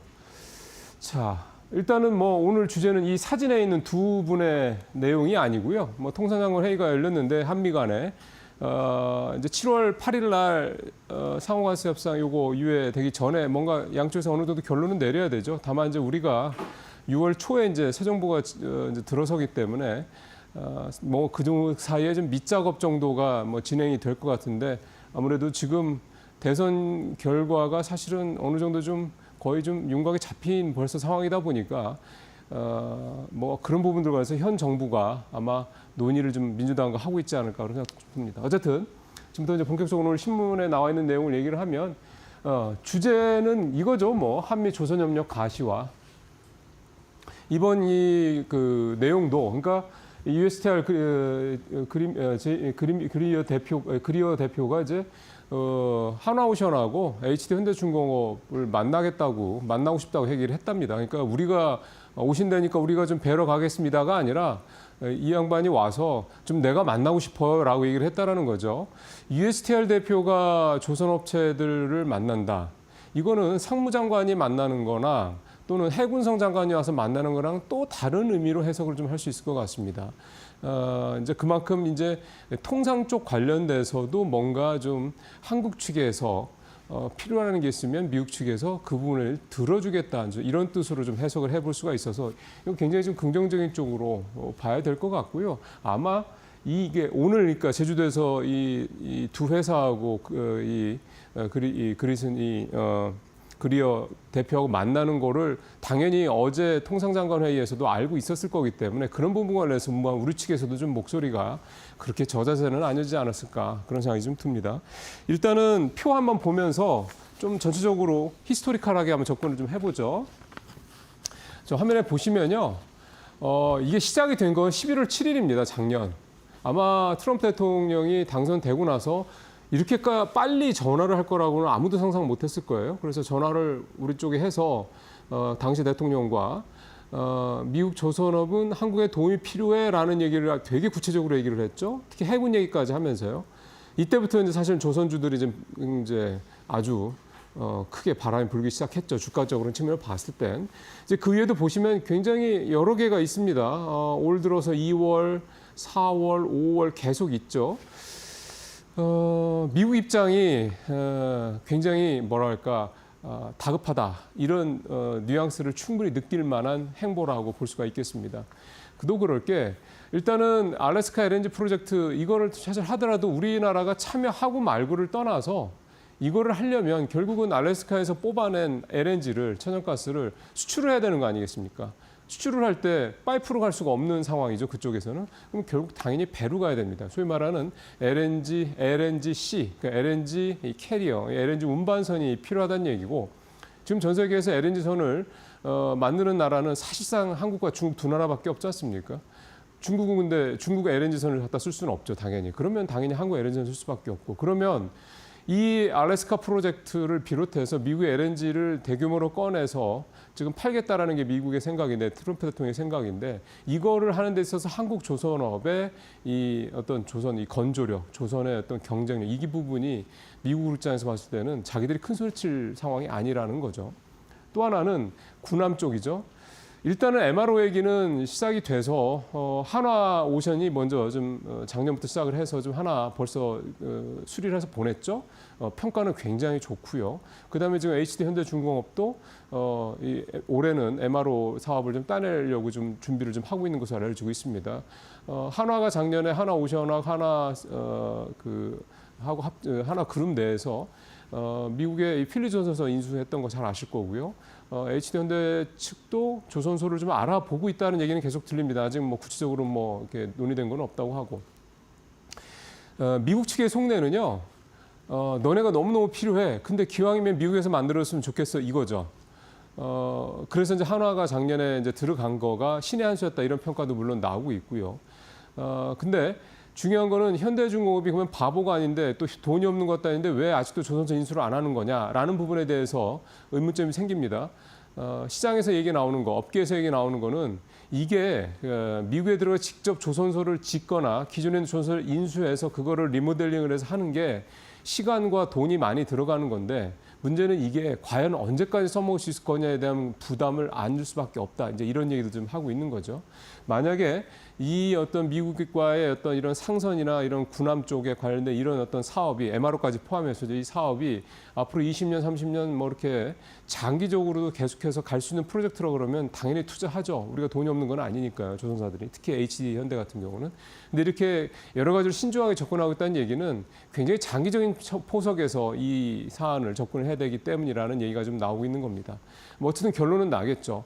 조선소를 인수할 수도 있고 아니면 지금 HD현대 같은 경우는 예전에 한진해운이 갖고 있던 필리핀의 수빅만 쪽 그 조선소를 좀 인수해서 좀 준비 중이고요.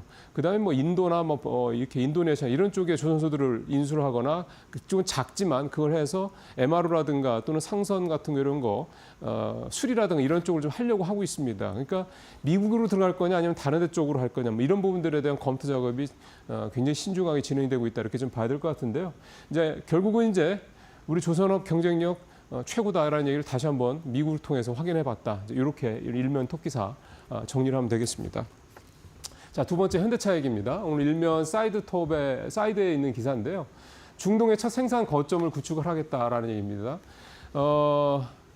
현대자동차하고 사우디의 국부펀드 PIF라는 데가 있습니다. 여기하고 둘이 합작을 해서 사우디에 자동차 공장을 이제 짓겠다라는 겁니다. 그래서 이제 킹살만 산업단지라고 하는데 이게 사우디가 아예 글로벌 자동차 업체들을 유치하려고 사막 한복판에 이 자동차 공장을 지을 수 있는 생산 단지, 공장 부지죠. 공단을 아예 조성을 했고요. 어제 거기서 이제 현대자동차하고 사우디 PIF 측하고 이를테면 이제 착공식을 가진 그 내용이 이제 오늘 기사의 주요 내용입니다. 제가 좀 주목해서 보는 부분은 이 생산법인의 지분 비중입니다. 현대차가 30%고요. PIF가 70%거든요. 보통 이런 식의 합작법인들은 반반 또는 4대6 뭐 보통 뭐 이렇게 진행이 되는데 3대7이라는 이 수치가 저는 좀 의미하는 바가 있다고 생각이 듭니다. 무슨 얘기냐면 이 사우디의 공장 건설은 현대차가 원해서 쪽보다는 사우디가 원해서 됐다는 측면이 더 강하다. 이게 이제 지분 구조에서 나타날 수 있다고 좀 읽혀지고요. 일단 생산은 내년 4분기니까 되게 빠릅니다. 그러니까 이제 공장 가서 이제 후다닥닥 짓고 내년 하반기부터 4분기부터 5만 대 규모로 그러니까 규모 자체는 크지는 않지만 일단 공장은 아마 수십만 대를 지을 수 있는 사이즈로 이제 준비를 하고 짓겠죠. 생산만 내년부터 5만 대 정도가 된다라는 거고. 지금 사우디에서 그러니까 사우디를 비롯해서 중동 자동차 시장의 대장은 도요타입니다. 지난해 중동 전체 자동차 판매량 294만 대인데 이 중에 34% 딱 3분의 1이 사우디에서 판매가 되는데 전체 중동 시장도 그렇고 사우디 시장도 그렇고 도요타가 판매 1위입니다. 시장 점유율이 28% 정도 되고요. 저도 사실은 어제 이 기사를 보면서 아는 건데 현대차가 2위인데 15.6%. 근데 기아가 또 7.6%입니다. 그러면 현대차와 기아의 이 판매 비중을 합하면 23.2%가 되죠. 그러면 28%인 도요타와 5%포인트가 채 안 됩니다. 근데 만약에 현대차가 내년부터 이 사우디에서 공장을 이제 가동을 시작을 하고 이제 27년 정도 되면 본격 가동이 되겠죠. 그렇게 된다고 하면 글쎄요, 이 4.78% 정도의 포인트의 차이, 물론 굉장히 크죠. 큰 건 맞는데, 이게 글쎄요, 굉장히 좀 빨리 따라잡을 수 있지 않겠냐 이런 생각도 좀 들고요. 그 다음에 사우디에 짓는 공장은 물론 내연기관차도 만들긴 하는데, 전기차 베이스로 질 수밖에 없습니다. 현대차가 갖고 있는 EGMP라고 하는 전기차 전용 이 모듈 있죠. 이 프레임을 갖다 쓰는 거기 때문에, 아무리 그게 경쟁력이 있다라는 건 뭐 글로벌하게도 이미 알려져 있고 그래서 상당히 좀 이 사우디 공장은 단순히 중동의 판매만 생각하는 건 아니고 중동 바로 밑에가 이제 아프리카지 않습니까? 아프리카도 생각을 좀 하고 있는 것 같고 사실 중동에서 또 뭐 터키라든가 이쪽에 소위 말하는 이제 글로벌 사우스죠. 이쪽도 하고도 사실은 굉장히 거리가 가깝습니다. 오히려 한국에서 보내는 것보다 그쪽에서 가는 게 훨씬 더 가까울 수 있죠. 그래서 상황을 본다면 유럽은 별도의 거점이 있으니까 유럽까지 확장할 필요는 없을 것 같고 결국 이 사우디라는 이 중동이라는 이 거점이 결국은 제가 봤을 때는 단순히 중동, 아프리카뿐만이 아니라 글로벌 사우스까지 다 좀 염두에 둔 좀 큰 차원의 소위 말하는 빅픽처를 그리는 게 아니냐 이런 생각이 좀 들고요. 이렇게 자꾸 이제 현대차가 밖에다 투자를 한다고 그러니까 이제 국내에서는 불안하죠. 원래 밖으로 이제 국내 기업들이 자꾸 나가게 되면 국내 산업 공동화 현상 이런 거에 대한 우려가 계속 나올 수밖에 없는 거니까요. 현대차가 내놓은 얘기는 이렇습니다. 미국에 4년간 31조 투자한다. 지난번에 이제 트럼프 대통령한테 가서 얘기했던 거, 백악관에서 얘기했던 그 내용이죠. 근데 올해만 한국에 25조 투자를 한다. 현대차만 놓고 보면. 그러니까 4년 동안 31조. 그럼 대략 뭐 1년에 한 7, 8조 정도고 한국은 올해만 25조다, 한 해만 25조다. 이거 굳이 비교할 필요 있겠느냐? 뭐 한국의 산업 공동화라든가 한국의 투자 뭐 축소라든가 이런 거 굳이 걱정할 필요 없다. 이런 얘기를 좀 하기도 했는데요.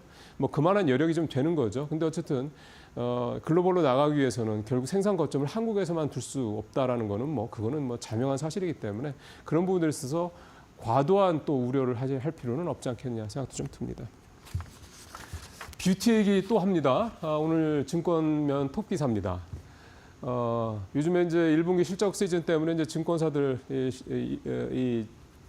기업들 실적 발표 잇따르고 있는데요.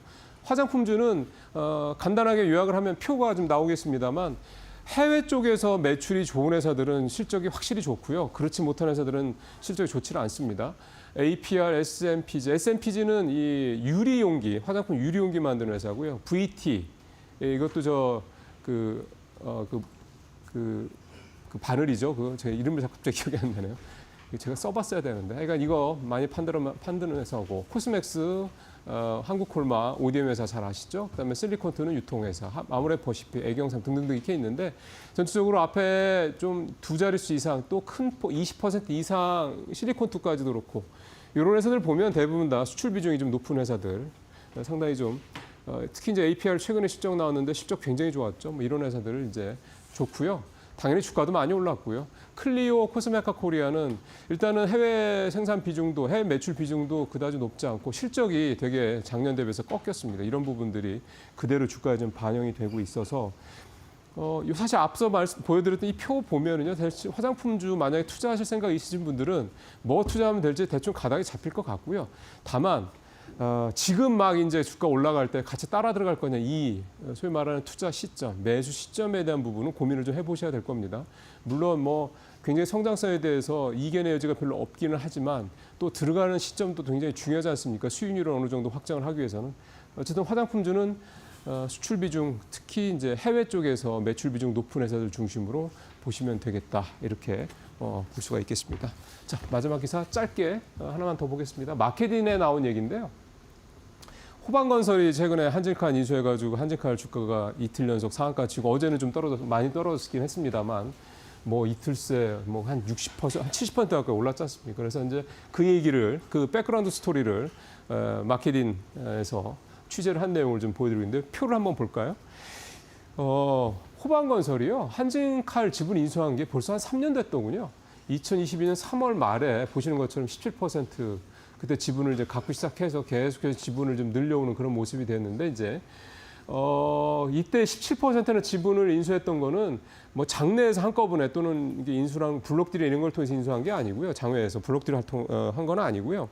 그 당시에 이제 그 대한항공 내에 이제 그 경영권 분쟁이 있었습니다. 그때 KCAGI가 갖고 있던 지분 13.97% 이거를 그때 넘겨받았죠. 그러니까 그게 이제 사실은 가장 컸고요. 그 이후에 이제 장내 매수도 하고 콜옵션 행사도 하고 해서 지분을 17% 보시는 것처럼 제일 밑에 칸에 있죠, 박스에. 그렇게 늘려고 그 이후에도 꾸준히 이제 지분을 좀 사 모으고 있는데 조 회장이 어제 그 우리 사주를 이제 그 넘기면서 자사주를 우리 사주 조합 쪽에 넘기면서 지분을 좀 더 추가를 했습니다. 그래서 이제 조 회장 쪽 지분이 조금 더 늘어나긴 했는데 0.7% 정도. 그 계산을 좀 해보니까요. 조 회장과 특수관계인 지분이 18.46%거든요. 여기에 이제 델타항공 계속 우호 지분이라고 볼 수 있죠. 델타항공이 14.9%, 그다음에 산업은행도 10.6%입니다. 산업은행이랑 델타항공 지분이 25.5%니까 이거 합하면 45.46%. 아까 말씀드린 0.7%까지 추가하면 45.5%가 넘죠. 45% 정도 되면 사실 경영권 뭐 분쟁, 뭐 어디로 경영권이 넘어갈지 이 정도 사이즈는 이제 아닌 것 같고요.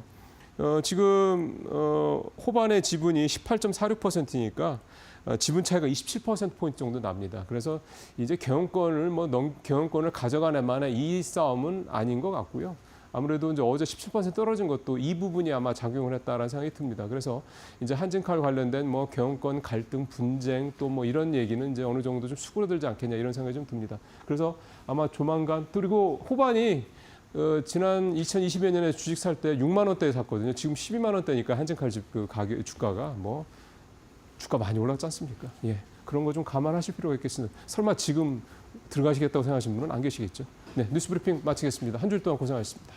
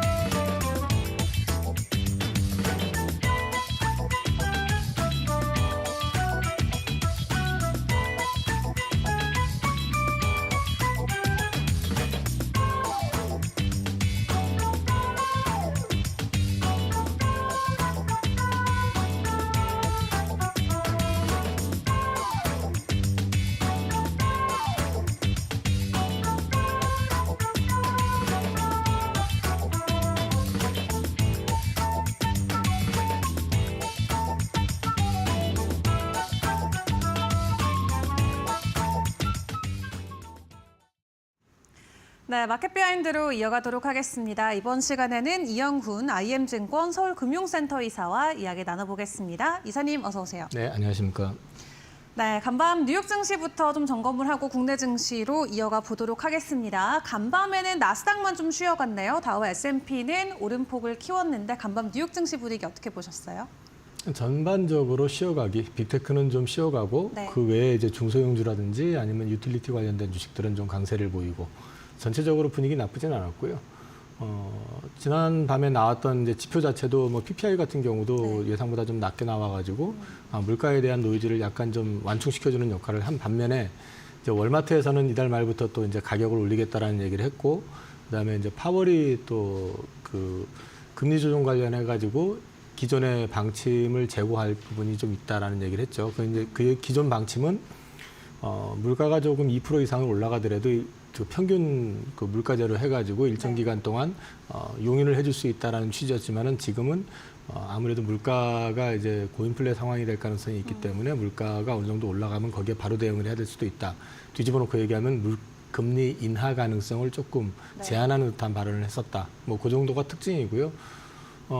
종목 가운데서는 빅테크에서는 애플 관련해서 트럼프가 그렇게 칭찬하고 또 뭐 자기가 도와준 것처럼 과시했는데 짜증을 냈죠, 어저께는. 인도에서 생산하지 말고 미국에서 생산해라. 근데 이제 트럼프 대통령 욕심이 좀 과한 거는 산업이라는 게 그 국가별로 이렇게 들어올 수 있는 범위라는 게 있는데 애플이 하고 있는 걸 갖다 미국에서 1인당 국민 소득이 뭐 6만 7만 달러 넘어가는 그 미국에서 한다는 것 자체가 말이 되느냐 이런 것도 좀 생각을 해봐야 되지만 아무튼 욕심이 좀 과하긴 하지만 애플 관련된 노이즈가 있었고 메타는 이제 AI 모델 출시 연기의 이슈가 있어서 좀 상대적으로 좀 약했고요.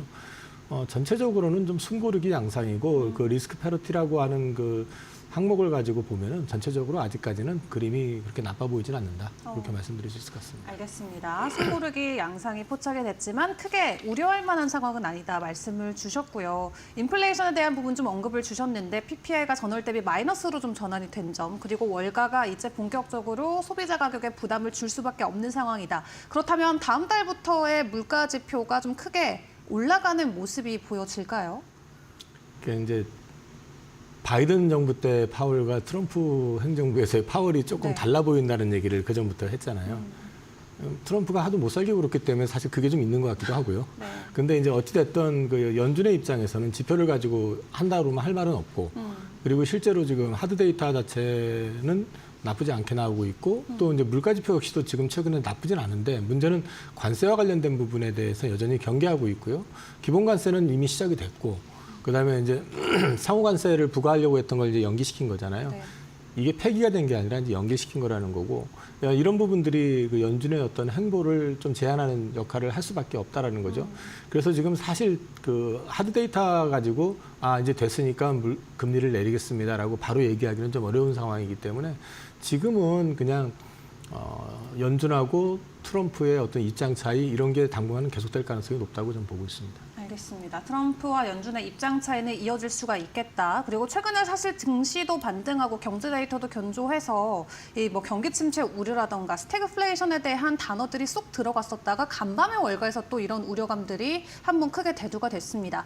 이 경기 침체에 대한 우려감 우리가 지금 상황에서도 계속 가지고 가는 게 맞을까요? 우리가 그 많은 걸 한꺼번에 가지고 가게 되면은 아무것도 행동하기가 좀 어려워지는 측면은 있어요. 근데 5월 달은 제가 이데일리 채널에서 계속 이제 처음부터 말씀을 드렸었던 게 이번 5월은 그 셀인메이가 아니고 바이메일 가능성이 높다라는 말씀을 드렸었고 지금 현재 분위기 자체도 그 방향으로 가고 있는데 당장에 우선 중국하고 그 관세 협의가 된 걸 가지고 갑자기 지금 뒤집을 수 있는 상황은 아니에요. 미국도 시간이 필요하고 중국도 시간이 필요한 상황이기 때문에 지금 기간에서는 당장 그건 고민하실 필요는 없을 것 같고요. 그 문제에 대해서는 다시 한번 또 이런 문제가 재차 불거질 가능성이 전 높다고 보거든요. 그 시점부터 다시 고민해도 될 것 같습니다. 알겠습니다. 자, 일단 국내 증시도 그렇고 미증시도 그렇고 숨고르기에 들어가긴 했습니다. 다만 이게 저점에 대한 단기간 고점에 대한 좀 위험 시그널이 될지 지금부터 이 과매수권에 진입을 해서 좀 추가적인 조정이 나와주는 시기일지 어떻게 풀이하세요?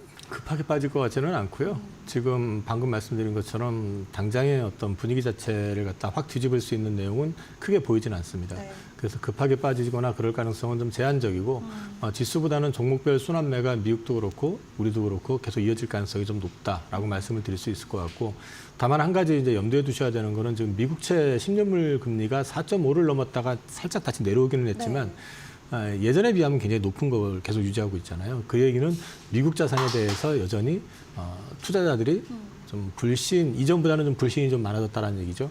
그런 걸 놓고 이제 생각을 해봤을 때 전체적인 그림은 저는 크게 여기서 급등한다 이런 측면보다는 좀 제한된 움직임을 좀 보이면서 순환매가 좀 이어지지 않을까 싶습니다. 알겠습니다. 현재 이 10년물 금리 같은 경우도 지속적으로 좀 변동성을 키워가고 있는 만큼 급등의 흐름보다도 일단 이 어느 정도 정해진 라인 안에서의 순환매가 이어질 수 있다 말씀을 주셨고 시장에 또 단계적으로 집중하고 있는 이슈 중에 하나가 바로 한국에서 열리고 있는 이 통상장관 회의가 될 것 같습니다.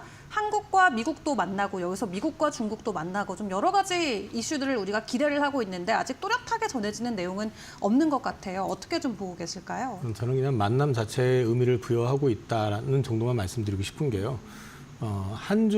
미국과 중국과의 관세 관련해 가지고 큰 틀이 합의가 됐잖아요. 이제 세부적인 내용이라든지 이제 향후 어차피 90일 유예이기 때문에 그 이후에 대한 부분을 협의는 할 수 있지만 당장에 이거를 뒤집을 수 있는 내용이 나올 가능성은 좀 약하다고 저는 보고 있습니다. 그 미국 입장에서 중국하고 전격적으로 다시 손을 잡고 화해를 할 의사가 없다라는 거는 이번 중동 방문을 통해 가지고 트럼프 대통령이 보여준 것도 분명히 있거든요.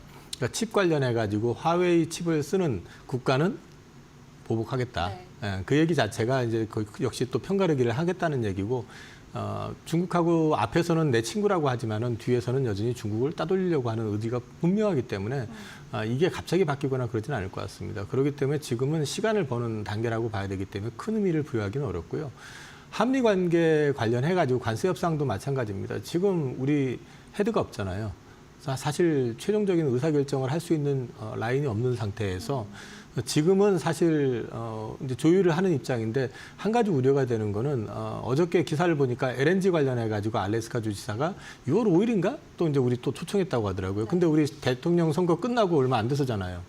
그러니까 우리 정신 못 차리고 막 이제 약간 분위기 교체되거나 아니면 또 뭐 어떻게 변화가 있는 그 시점에서 우리가 정신 없는 상황에서 들이밀 수 있는 어떤 그런 가능성은 있다라는 걸 염두에 두셔야 되고 그래서 지금 협상에 임하는 분들의 입장은 명확하게 그쪽을 따라가는 쪽보다는 우리가 주변국들 특히 일본의 동향이라든지 이런 쪽을 같이 보고 협의할 건 협의하되 우리가 일방적으로 끌려가지 않는 그런 그림을 그려주면서 다음 정부가 어디가 됐든 간에 부담을 좀 덜어주는 역할을 좀 해줬으면 합니다. 알겠습니다. 일단 중국은 히토류 그리고 미국은 반도체를 가지고 여전히 서로를 위협하고 좀 경쟁 심리가 아직까지는 남아있기 때문에 기조 자체가 크게 단기간에 바뀔 수는 없다 말씀을 주셨고요.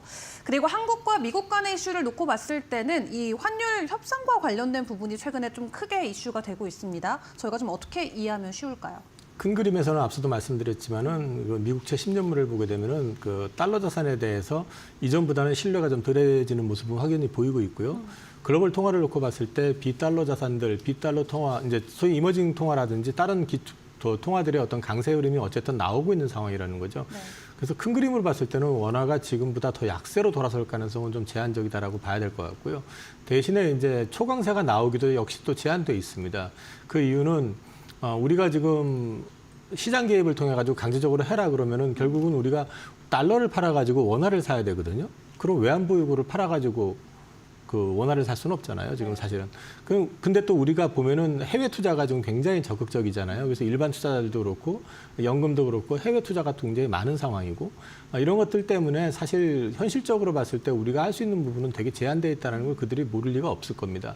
그럼에도 불구하고 어쨌든 미국 입장에서는 지금 원화 1,400원대는 불편할 겁니다. 왜냐하면 다른 이머징 통화 대비해서도 우리가 약한 편이었거든요.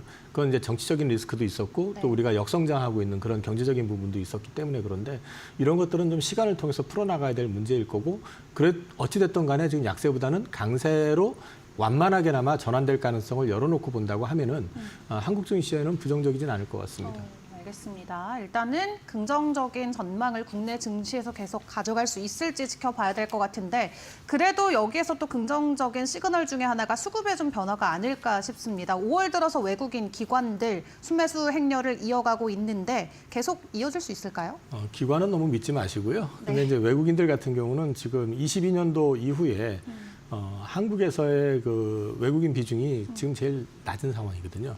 그렇기 때문에 역대급으로 낮아진 상황에 있기 때문에 그러니까 비우기보다는 좀 채울 가능성에 대해서 지켜보실 필요가 있고요. 앞서 말씀드린 것처럼 원화 약세가 계속 된다 그러면 못 들어올 텐데 전체적인 분위기 자체가 달러 약세를 완만하게나마 유도하는 분위기라고 한다면은 한국 증시에 대해서도 어떤 모멘텀 이슈만 좀 생기면은 그래도 좀 들어오려고 하는 유인이 좀 생기지 않을까. 그래서 저는 사실 기대하고 있는 게 계속 요즘 말씀드리고 있는 거는 그 배당소득 분리과세 네. 이 이슈가 되게 중요할 것 같다라는 말씀을 우선 드리고 있고요. 그 외에 제도 개선을 위해 가지고 좀 주주 환원이라든지 뭐 이런 것들을 좀 강화시킬 수 있는 경영 투명성을 좀 확인시켜 줄 수 있는 그런 제도 개선 등을 통하면은 오히려 그걸 통해 가지고 원화 강세를 좀 유도하는 게 현실적으로 우리가 크게 부담을 가져가지 않으면서 외국 자산을 유치하고 동시에 우리 경제도 좀 안정화시키는 그런 역할을 해주지 않을까 기대하고 있습니다. 네, 수급도 중요하지만 우리 증시와 경제가 가지고 있는 자체적인 펀더멘털 개선이 더 중요할 수 있다 말씀을 주셨고 최근에 외국인들의 수급 유입과 함께 반도체 관련주들의 좀 반등도 있었고 뭐 최근 엔비디아가 좀 급등했던 부분이 확실히 반도체 대형주들에게는 도움이 됐었던 것 같습니다. 외국인들 지금 지속적으로 SK하이닉스 그리고 삼성전자를 매수해주는 흐름들은 포착이 되고 있는데 간밤 또 엔비디아가 하락으로 마무리가 되긴 했었거든요. 이게 외국인들 수급에만 의존해서 좀 움직이는 경향일까요? 상대적으로 이제 반도체가 그동안 소외됐었던 거는 관세 이슈 때문이고 또 중국에 대한 규제 때문이었었잖아요. 네. 근데 중국에 대한 규제를 푼 거는 아니지만은 엔비디아가 이제 저사양 버전으로 H20을 이제 좀 버전을 낮춰가지고 중국에 하반기부터 다시 출시하겠다는 얘기도 했었고 또 하나는 이제 뻥이 좀 들어가 있긴 하지만 중동에서 뭐 말도 안 되는 네. 숫자의 판매를 얘기를 하고 있고 그래서 중동이라는 시장에다가 AI 가속기 칩을 새롭게 시장을 좀 확장시켜주는 어떤 기대감 이런 것들이 좀 반영이 되다 보니까 그 반작용이 우리나라 하이닉스에 영향을 좀 준 것 같고요. 네. 삼성전자 역시도 이제 H20 그 하위 버전으로 해가지고 제품을 만들게 되면은 거기에는 HBM이 탑재가 되는 게 아니라 GDDR7이 이제 탑재가 되는데 추론 영역이 가능한 이제 GDDR7은 삼성 거라고 하더라고요. 그래서 이제 삼성께 탑재가 될 가능성이 부각이 되면서 올랐고 레거시 디램 가격이 좀 반등을 하면서 올랐던 측면이 있는데 이게 추세적으로 이어질지 여부에 대해서는 이건 향후 장에 대한 어떤 부분을 같이 연결을 시켜서 지켜봐야 되지만 일단 저는 큰 그림으로 말씀을 좀 드리면은 네. 원화가 약세에서 어쨌든 완만하게나마 좀 강세로 전환할 가능성이 보인다고 하면은 우리나라 대표 산업이 반도체, 자동차 이런 쪽이잖아요. 근데 이제 반도체 같은 경우는 그래도 관세 노이즈에서는 자동차보다는 상대적으로 좀 비껴서 있는 입장이기 때문에 그런 측면에서 조금 외국인들의 수급을 좀 부르지 않았을까 그렇게 보고 있습니다. 알겠습니다. 자, 이 부분에 있어서도 환율이 상당히 큰 변동성이 될 수 있다는 거 좀 기억을 해보시면 좋을 것 같고요. 그리고 최근에도 급등이 이어졌었던 로봇 관련주들 어제는 일단 좀 쉬어가는 모습이 나왔습니다. 일단 이 휴머노이드 로봇 미국 쪽에서도 굉장히 최근에 화제가 되고 있고 중국 쪽에서도 여러 가지 이슈들이 전해지고 있고요. 반등 흐름은 계속 이어질 수 있을까요? 아니면 일단 또 한풀 꺾인 채 또 횡보가 이어질까요? 워낙에 지금 주가 자체가 이제 몇 개 특정 종목을 제외하고는 네. 우리나라 로봇 산업 자체가 높지는 않아요. 그러니까 이제 몇 개 종목들 유일 로보틱스라든지 레인보우라든지 이제 특정 그 그룹사 쪽에 편입이 되는 회사들을 제외하고는 공모가에도 미치지 못하는 기업들이 많거든요. 네. 근데 그 이유는 휴머노이드 산업에 있어서 우리나라가 1등도 아니고 2등도 아니고 좀 하위권에 있습니다. 사실은요. 중국이랑 미국에 비교하면은 사실 역량이 많이 부족한 상황이고 그런데 최근에 로봇이 좀 각광을 받으니까 이제 너도나도 또 휴머노이드 하겠다라고 지금 얘기를 하고 있는 상황인데 네. 이 가운데서 저는 뭐 전부가 다시 움직일 거다 이런 것보다는 그룹사 쪽으로 해가지고 어쨌든 납품이 이어지고 있거나 진행이 되고 있고 협력 관계가 진행이 되고 있는 회사들 위주로만 관심을 좀 가져보시면은 지금 구간에서는 추가 하락 가능성보다는 그래도 어떤 시기든 로봇 산업의 성장과 궤를 같이 할 가능성이 있기 때문에 반등 가능성이 있다고 보고 있습니다. 알겠습니다. 협력 소식이 있는 기업들 그리고 그 안에서도 그나마 실적이 어느 정도 완화되고 있는 기업들 위주로 좀 전략을 세워보시는 게 중요할 것 같고요. 바이오 관련주들도 이 미국 쪽의 이슈와 함께 우리가 어떤 전략을 세워야 되는지 좀 이야기를 나눠봐야 될 것 같습니다. 미국 쪽에서는 제약바이오 관련주들의 주가 하락이 연일 나오고 있긴 한데 국내 쪽의 영향은 그렇게 크진 않은 편일까요? 사실 우리나라 그 제약바이오 기업 중에서 미국으로 수출을 해가지고 관세 영향을 받든 아니면 이번에 약가인화 관련해서 압력을 받을 수 있는 기업이 몇 개가 있냐를 보면은 몇 개 없습니다. 굳이 따지자 보면은 이제 CDMO 관련된 업체 아니면 뭐 바이오시밀러. 근데 바이오시밀러 같은 경우는 약가인화 압력하고는 사실 좀 동떨어져 있거든요. 그래서 이제 몇 개 되질 않는데 우리나라 전체 바이오가 센티가 좀 많이 같이 흔들렸죠. 거기에는 이제 알테오젠이라고 하는 회사가 이제 SC 제형을 가지고 하는데 그 부분이 조금 이번에 CMS에서 조금 애매하게 표현을 해놨기 때문에 그렇긴 한데 그거는 내용을 지켜봐야 될 문제긴 하지만 그걸 제외하고 전체적인 그림을 놓고 말씀을 드리면 우리나라는 바이오텍들이 많습니다. 그 얘기는 신약 개발하는 회사들이 많다는 얘기거든요. 그 얘기는 이번에 약가인화하고는 사실은 좀 별개라는 측면으로 보셔야 될 것 같고요. 그 맥락에서 놓고 본다 그러면은 오히려 최근에 주가가 이렇게 빠지고 할 때 제가 계속 이제 바이오 쪽은 국내에서는 보실 수 있는 거는 플랫폼 기업만 보시라는 말씀을 계속 드리고 있거든요. 그러니까 신약을 개발하는 회사를 찾는 게 아니라 그 어떤 플랫폼을 가지고 있어서 그거를 계속 확장시킬 수 있는 신약을 개발하더라도 약효를 오래 가져가게 하는 롱액팅이라든지 뭐 이런 어떤 기능을 갖고 있는 회사들 아니면 뇌투과율을 갖다가 획기적으로 개선시킨 BBB 셔틀을 갖고 있는 회사라든지 이런 회사들 같은 경우는요 장기적으로 봤을 때 글로벌 그 빅 바이오팜에서 충분히 라이센스 인을 해가지고 신약을 개발하는데 사용이 될 가능성이 높기 때문에 오히려 이제 플랫폼 기업들 같은 경우는 좀 많이 빠졌을 때 기회를 보시는 것도 나쁘지 않다. 그리고 우리는 실제적으로 영향을 받을 수 있는 회사가 거의 없다. 그런데 이제 센티적인 측면이 더 강하다. 지금 현재 흔들리는 거는 그렇게 이해하시면 어떨까 싶습니다. 네, 실질적인 영향권보다는 센티먼터적으로 함께 변동성을 보이고 있는 상황이다 설명을 주셨고요. 국내 증시 이야기할 때 최근에 또 지속적으로 좀 강조를 주셨던 게 자체적으로 우리가 좀 변화할 수 있는 부분에 집중을 해야 된다 말씀을 주셨는데 이소영 의원이 발의한 법안을 근거로 우리가 좀 투자 전략을 세워본다면 어떤 부분들이 유효할 수 있을까요? 이소영 의원님 이제 몇 가지 얘기를 계속 하고 계시는데 그 중에 하나가 앞서 말씀드렸던 배당소득 분리과세 얘기입니다. 근데 이제 배당소득 분리과세가 중요한 게 뭐냐면요. 그 배당을 많이 줘버리면은 결국 거기에서 가장 많은 배당을 받는 건 최대주주잖아요. 근데 전부 그 배당소득으로 받는 게 다 금융종합과세 대상이 돼버리죠. 그렇게 되면은 사실 배당을 많이 할 유인이 많이 떨어지잖아요. 근데 이거를 분리과세를 시켜주게 될 경우에는 오너들 입장에서 배당을 줄여야 될 이유가 별로 없는 거죠. 그렇게 되면은 그 증시의 어떤 지배구조 개편이라든지 이런 것들도 굉장히 건전화될 가능성이 높다. 왜냐하면 사실상 그 우리나라가 이제 상속세, 증여세가 좀 과다하다라고 얘기하잖아요. 그러다 보니까 편법적인 거를 동원해가지고 방법을 어떤 하나의 창구를 만들어가지고 좀 쿠션을 쳐가지고 그동안 돈을 좀 만들어가지고 이제 증여라든지 상속에 활용을 많이 해왔었거든요. 근데 이제 그런 어떤 좀 약간 좀 불법적인 어떤 행동을 하지 않고서도 충분히 재원을 확보해가지고 상속이나 증여를 할 수 있는 어떤 길을 열어준다는 측면에서 의미가 있고 그게 기업 투명성 건전화와 더 나아가서 얘기하면은 소위 말해서 주주 환원을 좀 높이는 그런 역할도 하게 될 거기 때문에 주주 환원율이 높아지게 되면 자연스럽게 주가는 또 움직이게 돼 있습니다. 그리고 주주 환원율이 높아진다는 얘기는 경영 투명성이 그만큼 더 이전보다는 좋아진다는 얘기거든요. 그건 외국인들 입장에서 봤을 때 한국 투자에 어떤 유인을 제공할 가능성이 높죠. 그리고 이거는 사실 될지 안 될지는 모르는 문제이긴 하지만 순자산 가치 1배 미만이 되는 기업들, 특히 이제 0.8배 미만인 상장 기업들 같은 경우는 이제 상속세를 부과할 경우에 1배에 준해서 한다라고 하는 이제 법안도 얘기가 나오는데 그건 사실 저도 될지 안 될지는 모르겠지만 만약에 된다 그러면 그동안에 왜 저 상속이나 증여 때문에 배당도 안 해줘 버리고 주가는 항상 밑에 있게 이제 거의 방치해 버리고 상장시켜 놓고 그러면 사실 상장을 시킨다는 얘기는 사회 자본을 끌어들여 가지고 기업의 성장을 도모했다는 얘기인데 그 수혜를 갖다 고스란히 주주들한테 배분하지 않고 기업에 유보시켜버리고 오너들 일가 위주로만 가져갔었던 어떤 패턴이 네. 바뀔 수 있는 하나의 동인이 될 수도 있다.